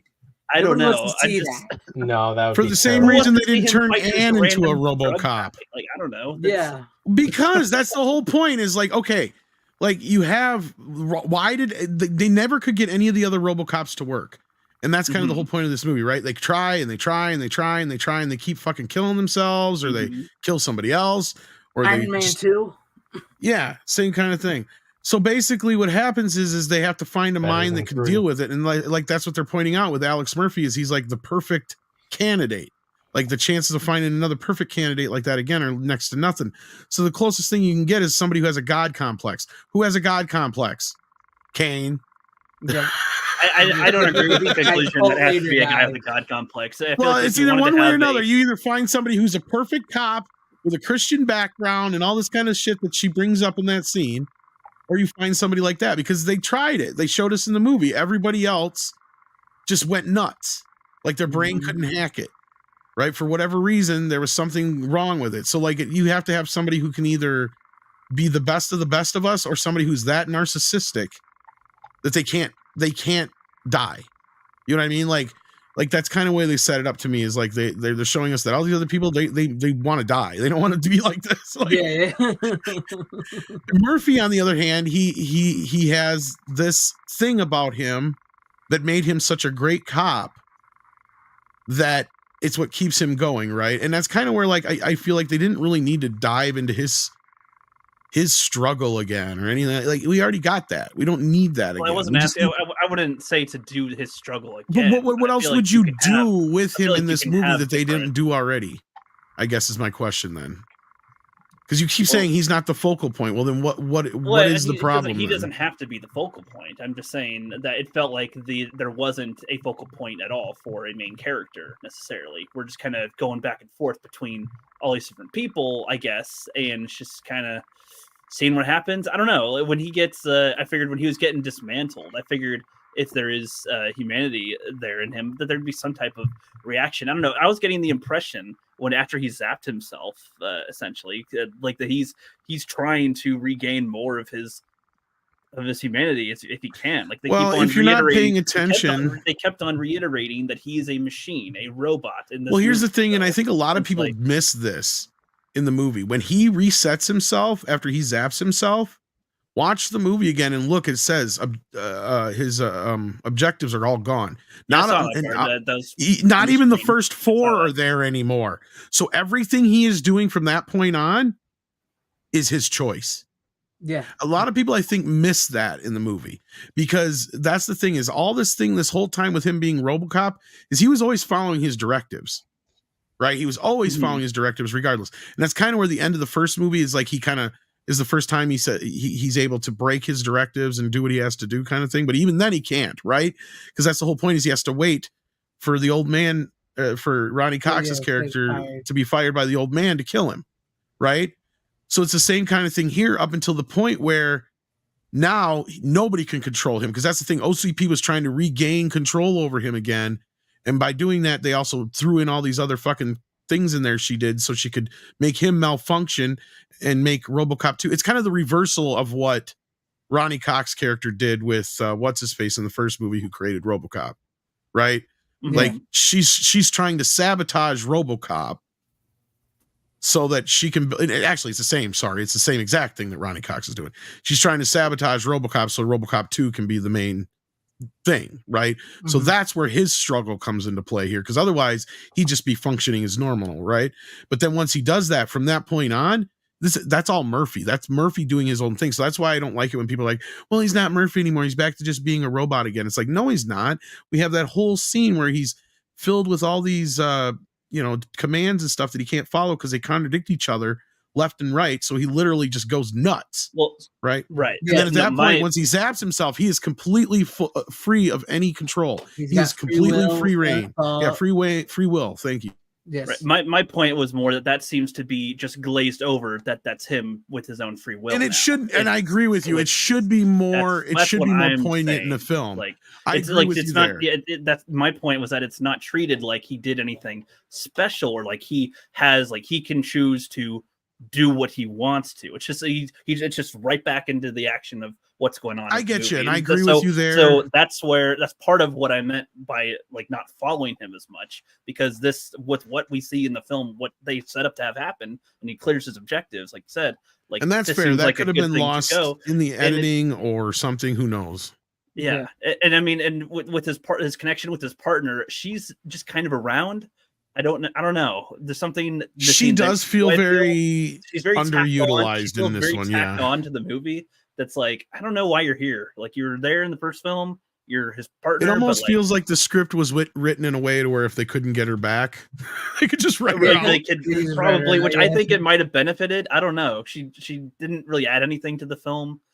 There's just, I don't know. Yeah, that'll agree with you, but- Maybe the reason why I feel like it wasn't that good is that it feels maybe bloated with a lot of ideas here with the different villains, the corporate villain chick, you got Kane, you got the little kid, you got the crooked cop, you've got the problem element with this film, I guess I'll agree with you on one thing, because here's the issue with this film is this movie is only part of what was supposed to happen in part 3, because it was supposed to set up part 3 and then the studio rewrote part 3 and it only has like a third or so of the story in it that it was supposed to be, because like 2 and 3 were a little bit different in their original conceptions, because Frank Miller wrote the original scripts for 2 and 3 at the same time.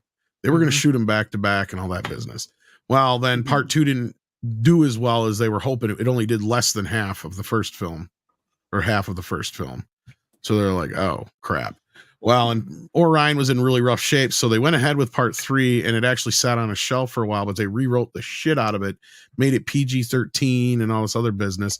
So you can actually read the comic versions of Miller's original story. I think you might appreciate a little bit more, because it is a bit grittier, and especially part 3 takes it into a bit different direction, and you can kind of see where they're wrapping it around all together and how it all works together. Because Nuke is still a big deal in part 3 as well.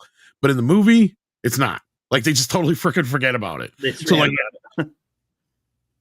see, because that's the whole thing is like Nuke plays such a bigger role in the story, and that may have been also kind of lost in the mix, because like you have like they're trying to build Delta City right at the same time, and Nuke is like the newest drug that is it's one of the most potent. What's weird is because it almost, even though heroin had been around forever, it almost feels like it corresponded with like the whole heroin opioid kind of rising we have had in the last 10-20 years here, if you can kind of compare it to that. Yeah, because of how addictive it was. What's the only issue with Nuke is that it's addictive, because there didn't seem to be like the physical side effects on everybody. I mean, I'm sure you could OD on it. The crooked cop was like the main one where he was kind of like, oh man, I'm trying to really get off of that. And the girl where she's like, oh, I'm going to listen to you because I'm going to bend over to Nuke. But it didn't seem like there was like the same amount of like I'm sure you could OD from it because of the way they kind of, they don't really express that, but like it's all chemical, right? It's chemical based, because you have that scene with Kane where he's like, he takes the nuke and he's like, you need to cut it, it's got too much whatever, and it's like making my teeth, whatever. Like, so clearly it's got a bunch of chemicals in it, so I'm sure if you take too much of it, you will die. You don't. Okay, take too much. I got you. But it's just so addictive. That's the point, is you can't get away from it. Like, that's the whole thing. Yeah. So this might be one of the issues. We lost Greg. He'll probably be back. He had an internet issue earlier. I guess one of my issues better be too. Back. He's got to stop the stream. Yeah. Well, until then, we're still talking. So that's all good. But one of the issues I guess I have too is when he's fighting, when Kane is the final villain as the robot. I didn't feel like he made any decisions that was unique to him, like that separated him from a robot, other than his connection to the chick when he kills her. Other than that, he's just like RoboCop's just fighting a robot who's just kind of shooting people. There wasn't any. It wasn't like he's fighting another person who's gone through the same thing he did or anything. Like, there's no. Well, I think that's kind of the point. There's no question of it. It was just he's fighting a robot that happens to have a human brain, and that was uninteresting to me because that's just a robot again. And it's like, well, I don't know. Well, It he's would've been- driven by his. He's still driven in death by his addiction to the nuke. Yeah. And so he is technically a machine. That's kind of you see. I get where you're like. I understand you like, didn't that care doesn't for it. hit hard, I guess, to me. That's just. But like, I guess okay. what you are having a problem with is exactly what they're trying to do with the characters. Like he was already a slave to the nuke to begin with. So even as a machine, he's still a slave to the nuke. And at that point, he is nothing of himself anymore. All that's left is the addiction, right? Like it's kind of a deeper thing, but I it's fair. Like a lot of people are not. I'm not going to give you as much shit on this as I am other movies. I just don't find. I guess I just don't find that interesting for him to. It's face fair in the finale. Like it just seems like it loses connection, or like if had I seen this movie as an adult, I may more, not like it as much, but. Like, they could like to me, I guess I see it where they could have made it more layered, where what you can't like it's like what can you do with RoboCop? Well, maybe you can't do more specific stuff with him personally, but maybe him see there's another person and a robot thing there. Well, should I just kill this guy who had this forced on him to like I don't know, like is there any sort of that just nope, just not a concept mentioned. You're thinking way too fucking modern movie, Rook. Yeah. You say that like that's a bad thing, though. Like, well, that's it's kind of not like a bad concept. Though. Like, I think you're judging this movie by modern standards. Is my point, right? Because all those things that you just said, cool. But guess what? In the 90s and 80s, those were like just kind of underlying things that were there. And I get what you're saying, and that's probably something that may have worked in the script. And I'm not saying you're wrong, but you're like getting way too deep in the weeds on this, and I think you're overthinking RoboCop 2. It's fucking RoboCop 2. Okay. Well, I mean, it's not quality though, so that's why I get where you're coming from, and I guess I just couldn't honestly. I would think it would me, and this is just me, and I was an executive listening to your pitch right now. I'll be like, okay, so you're gonna bring our fucking robot fighting robot action movie to a goddamn halt in the middle of the fight because Murphy's gonna have some crisis over killing some guy because he can relate to him because he's a living guy inside of a fucking robot. No, this guy's killed a bunch of fucking people and cut him up in pieces. Let them fight. Jesus Christ. That's what I'd say to you. I'd be like, okay, what movie do you think you're fucking making here? There's more trying to make it more interesting in terms of morality. Maybe. To a point, I get where you're coming from, Rookie, but like, oh my God, dude. Because listen to this. So when you say it's like these two robot guys are fighting, I'm like, so Transformers is top tier quality all the time. No, that's not even. Oh God! Now you're taking it. No, I don't know. Okay, Oh, okay. God. Now you're taking it way too far. Here's Here's the difference. Okay. Here's the difference. Also, if I was making a fucking Transformer movie and you came to me at that, I'd say the same goddamn thing. I'd be like, 6-year-olds don't give a shit. They just want to see them fight. Look, make your own movie with that. It's RoboCop for 6-year-olds or for adults? Did I not just say? And you were smart enough to pick up on the fact that yes, the whole thing with RoboCop and him not saying bad or not killing people and all this other shit, that list of things, yes, that was a list of things that gripes that Orion got from parents' letters. Yeah, I got that. Absolutely, 100%. You got that 100%. And this was their way of saying, yeah, we heard you. Fuck off.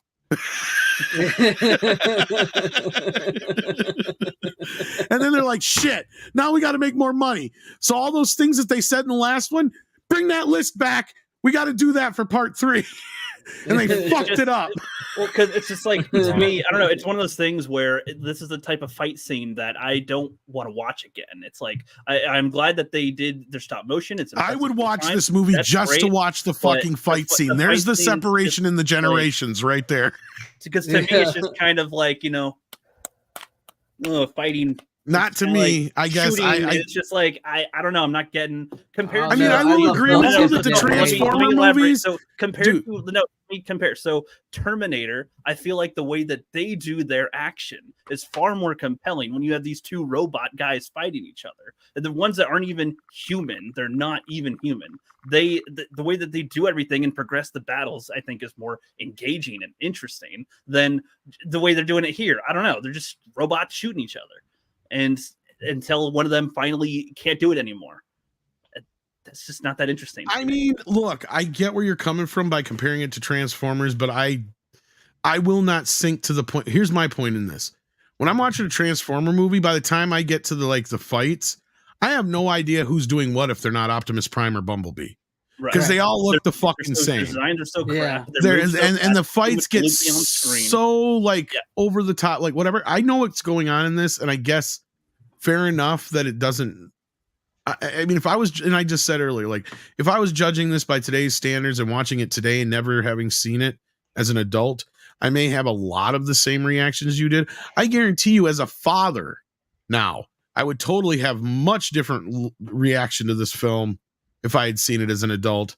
And I'm not saying I would hate it, but I would just see it as a little. I'm not saying I hate it either. I'm just saying I don't think it's that great either. But I guess you're kind of, I guess what you're expecting out of the movie, but at the same time to also compare it to something as trashy as Transformers, and not just because I think, like, I'm just saying the concept of the fight scene.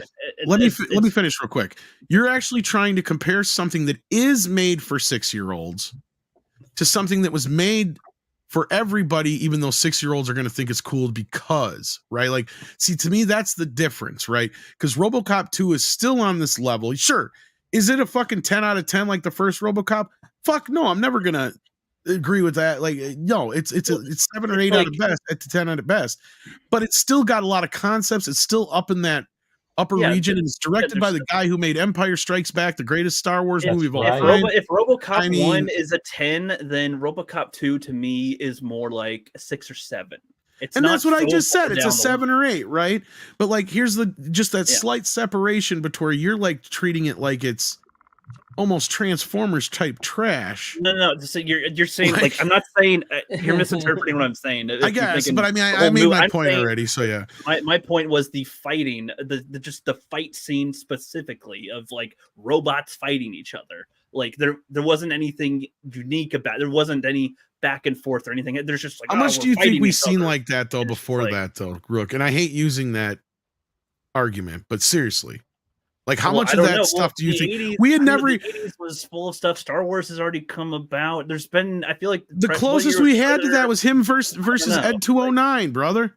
Like you got, it's like I'm thinking of like the Predator versus Arnold Schwarzenegger's interesting too. Like that was, and there's not even that much action in their fight, but that's like a better example. That's cool. Kids probably thought that was cool, right? Like, I don't know. I don't know why they'd have. How many repeats of RoboCop 2 are there like with this type of fight scene that's good? Or just two robots just fighting each other. Here's the thing though, you're talking two humanoid robots. And honestly, I mean, to me personally, I find visually more entertaining the go motion, Phil Tippett's go motion in RoboCop and RoboCop 2 of the two robot battles. I give that more praise compared to like Transformers. Then to me, even in the Terminator and Terminator 2, like I love them, don't get me wrong, but I think the only time that I feel like I'm actually seeing a robot is when the Terminator's completely stripped down of all. It's at the end of the first Terminator. Like I honestly, one of the main reasons why I'm not one of the few people who won't say that Terminator 2 is better than Terminator 1 is because I didn't think that the Liquid Terminator was all that great. He's okay, but he feels like such a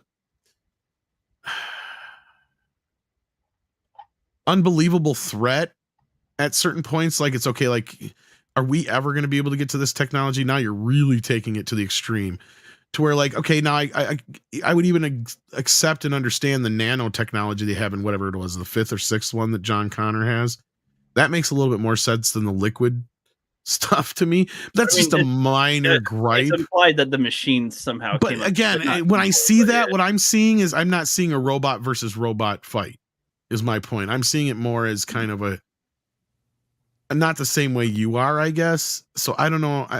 I see the comparison, and it's a fair comparison. I guess part of it is that even though they lack a lot of personality shows in them, and then with this, it's just we should. I feel like we should be getting something more out of RoboCop, even if it's not. Oh my gosh, should I save him? I feel like if there's something else going on in their fight that requires his attention. I don't know all the specifics that would make it better, but I'm just saying it just felt like a lame fight. It was just. I Just get, like, and I ugh. mean, I see where you're coming from, and that's kind of the Thank place you. where a director or a writer would try to make the fight mean more than it is, and that's where I was coming Or if, from. or As if it was cut down in half, I wouldn't see it as that much of a problem. It was just it felt drawn out. That was why I compared it to I Man don't, of Steel. I don't see It felt drawn the out to me. draw of it. Like, I don't feel like it's drawn out as you did, maybe, but that's just maybe again difference in the generations and how we viewed the film the first time, perhaps. Possibly. Like, I mean, if it's just sticking to standards of its time frame, that's fine. But then that's one of the things where I'd say, well, and it's not as timeless as we say if we're just adhering to no. Well, RoboCop 2 is not as well beloved and not as timeless. Does stand the time. RoboCop 2. See, to me, RoboCop 2 though is more like RoboCop 2 is one of those movies where people think it's this B level schlocky grindhouse kind of movie. When you actually sit down and watch it, it's a lot more than that, right? Well, I would describe it as like a smarter. Or go ahead. Well, and it's a satire and all that stuff. Part 2, on the other hand, is a lot of those things I just said on purpose, right? Like, it's like RoboCop 2. We're not going to pretend anymore that because we're doing RoboCop 2, right? Like, Yeah. I mean, they're like, Kirshner is not pretending that he's reinventing the wheel. He's not acting like he's making The Godfather 2. You know what I mean? He knows exactly what he's fucking making. Because like a lot of, even Verhoeven, like many directors, took one look at the title and threw the fucking script in the garbage the first time out, right? But in this case, Kirshner knew what he was getting into. He knew he could not top the first RoboCop. So what he did was he worked with what there was. The writing, it could have used a better draft. I'm not going to deny you that. There are certain things that could have been punched up more.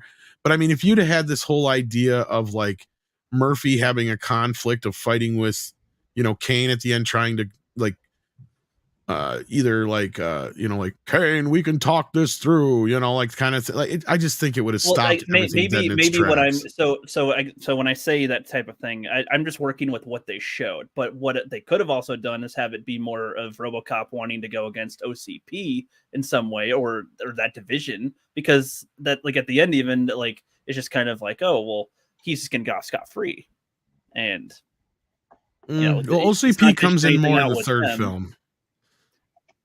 And maybe I feel it would have been a better conclusion to this one compared to fighting Kane, then, is what I'm getting at too. But I don't know. What was I going to say? So because then I also got to compare this to part 3, which actually has a humanoid robot that he fights, and it fucking sucks. Yeah, it's bad. Well, they can suck, but doesn't mean that the versions would suck with it. But I guess really what I mean. Dumb. So, the way you just said, like, that they're like, it's RoboCop 2. Like, and they throw the scripts at them, like you say, like, expecting it's not good. So that just seems weird to me. Like, if you're ever going to do a sequel, I feel like even if you're not trying to top the best or top the one before, like, because it just makes me think, like, so any writers, like, for The Empire Strikes Back or The Two Towers or anything, I don't know. It just comes off like, well, it's the sequel. It should. Well, like, The Two Towers was never a sequel. It was all part of the same story. But have you not seen Scream 2 when they talk about that? Trilogies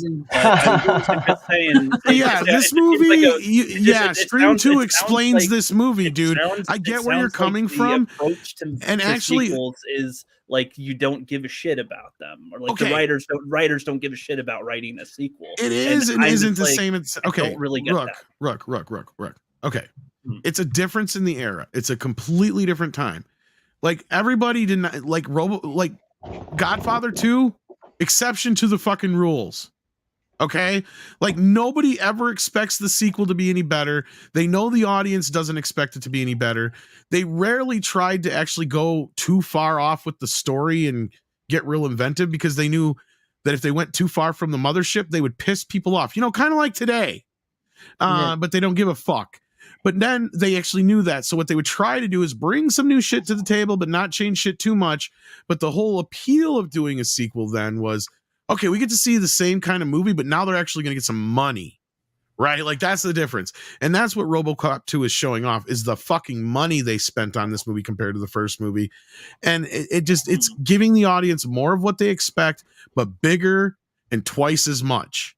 See, that's the way all sequels were back then. Die Hard 2 is a Perfect example of this. To the point where they're so tied into Christmas being the fucking day where you literally have the scene where McClane has to say, how can the same shit happen to the same guy on the same day twice? Yeah. I didn't try hard to do either. See, and I get you, brother. I get you. We all felt the same way about certain ones of these sequels, and I can't argue. I give this movie about the same rating you do. But the difference is, to me, RoboCop 2 is a better one of those compared to a Die Hard 2, which a lot of other people think. I would agree. I would agree with that, because Die Hard 2 to me, just inserts him where he does not need to be in the story at all. And I love the cast in Die Hard 2. I love the people. If it would have taken place any other day but fucking Christmas, I probably, because it makes no fucking sense that it takes place at Christmas. Well, yeah, and just the way that he's in the plot, he's forcing himself in the plot. He is very forced into that plot. Yes, I don't know, something about that. That always shut down the argument with Christmas on that, because first of all, why the fuck would you move a very important criminal on the most busiest fucking traffic day in the world? It just wouldn't fucking happen. Yeah.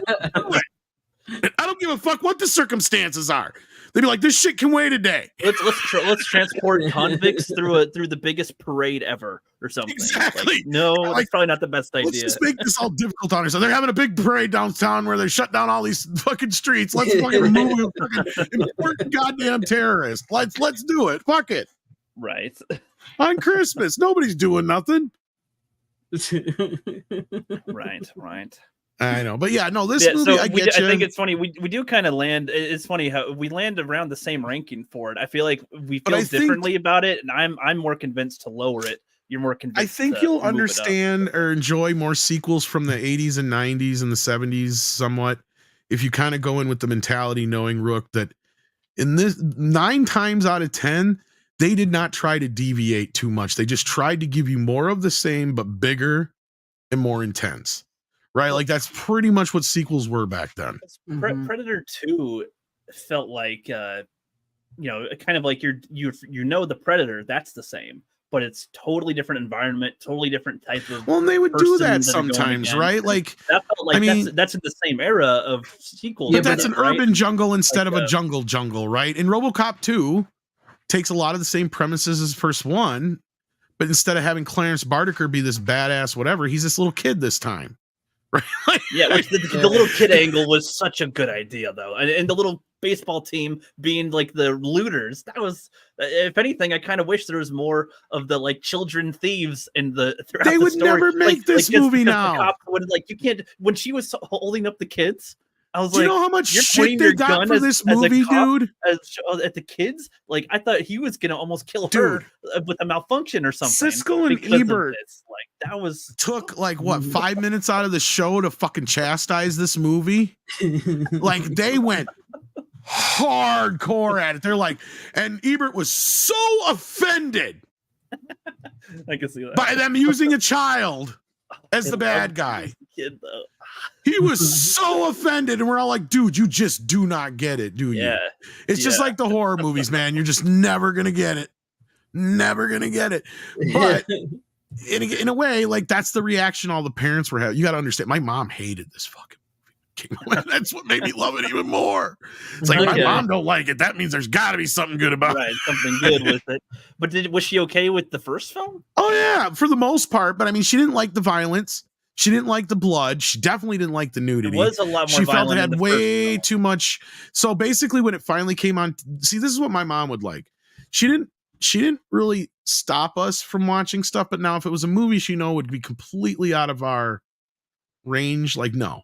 But RoboCop, she knew there was no way she was going to stop us from seeing that. Rambo, Terminator, that kind of Terminator was one of the ones she did not allow me to see the first Terminator until the second movie was almost about to come out. And she let me watch it the first time on television because that was her thing. She was fine with the TV versions because she knew they'd cut them out. They usually cut it's already edited version. Yeah, so she would love it when the TV version would come on because then she'd know I'd record it, or she'd make sure we get it recorded because then that way she didn't have to fucking rent the R-rated cut anymore. Right. And then when we got HBO, that made shit worse because the different versions are a whole new game, a whole new ball game then. But of course, by that point, I was already damn near a teenager, 9, 10, 11, 12. So at that point, it was what if she didn't give a shit? I was kind of regulating whatever the fuck I wanted to watch. Yeah. But at that point, it was also, we weren't wusses and raised in a way like I, at that point, was already getting myself up for school, getting my kid brother up for school, feeding him, feeding myself, clothing us, getting us out the door and to the bus on time and all that business. To where it's like, if I wanted to stay up and watch Child's Play, that's my fucking fault.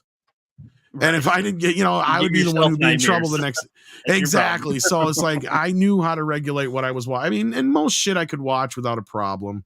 Yeah. There was a few things here and there that would still get to me up to a point, but like, once I kind of knew how the bread was made or whatever you want to call it, the bologna was made or whatever, like then it just became like whatever. I can watch just about any fucking movie now. Either I just don't like it because of the context or I just don't like an actor or whatever, some aspect about it. But it's like, it's not normally going to be about some kind of something that happens in the movie unless it's definitely exploitation of children in a way that's clearly to like a Cuties kind of situation, let's say. Yeah. Yeah, my cat just brought in a moth and is now playing with its body. It's good job, kitty. Doing his struggling for life.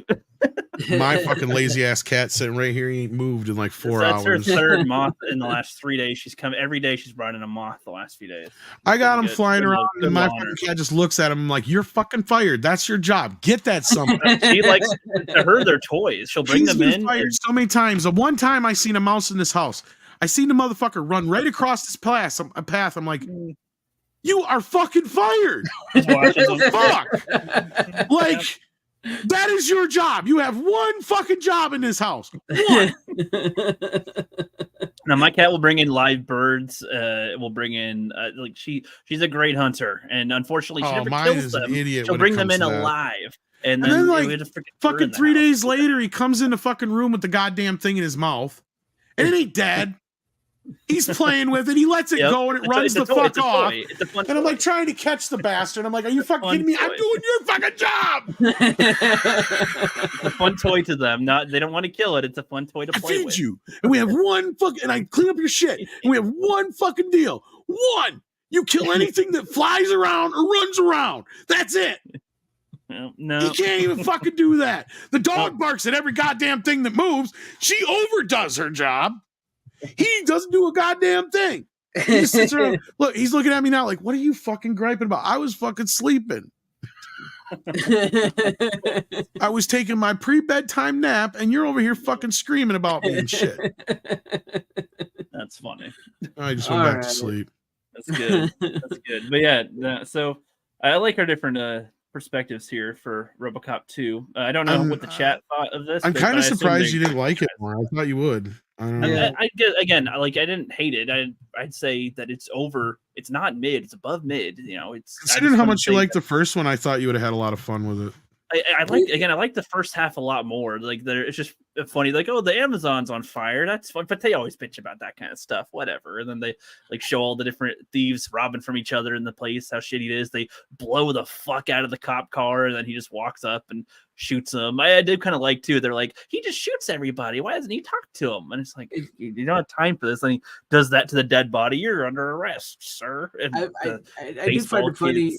I do find it funny because you didn't like Gremlins all that well, and even though you said you didn't like Gremlins 2 that much, you talked like high about Gremlins 2. By the end, I realized that I phrased it incorrectly at the beginning when I was like, it's not as bad. It was like, no, I liked Gremlins 2, but there were still things I was working out with it, like what I liked and didn't like and whatnot. So throughout our discussion, I landed on a more positive view on Gremlins. More positive on Gremlins 2 than you did 1, and then you did. Yeah. So. But with this, I at least understand what you guys. I had no idea what people thought about RoboCop 2. In fact, I assumed people just wouldn't like it because sometimes ones aren't. We talked about RoboCop 2 before because I brought this on one episode. Mm-hmm. So I don't know. And like I said earlier, RoboCop 2, I didn't think much of it up until the third act is where I kind of liked it a little bit more. I know you'll disagree with me there, Rook, but I've only seen RoboCop 2 once. It's not as rewatchable compared to the first. I mean, I'm giving it like a 6 or 7 out of 10. That's still pretty good. Like, because that's pretty much what I'd give it, but I don't like. Our reasons are all different for why. you're like the way you're. I hate to say. I mean, this may not be the right word to use, but the way you're like bitching about it is not what I would say. That's fine. Yeah, but you're Rook, so we there's like a standard. I mean, I'm trying to be consistent with what I think with certain ones, and I am learning different stuff. And I'll admit my taste does change in time, and that's one thing I realized when I watch something a second time that even I maybe watched 5 years ago. Like God, sometimes I like see something differently, and I like because I went from watching maybe a few different new movies a year to I'm making myself watch at least like 50 new movies a year, if not more. And like probably way more actually, and TV shows and stuff. So like I'm getting filled with new stuff all the time, and a variety from today and from the past, from 70s, 80s, 90s, 2000s, current day, whatever, all these different ones. So yeah, my perspective on stuff, might change as we go too with it. If anything, like I've gained a lot more respect for things I already liked. And for some things, and there's some things that I thought I liked, and then watched again and was like, "Fuck that."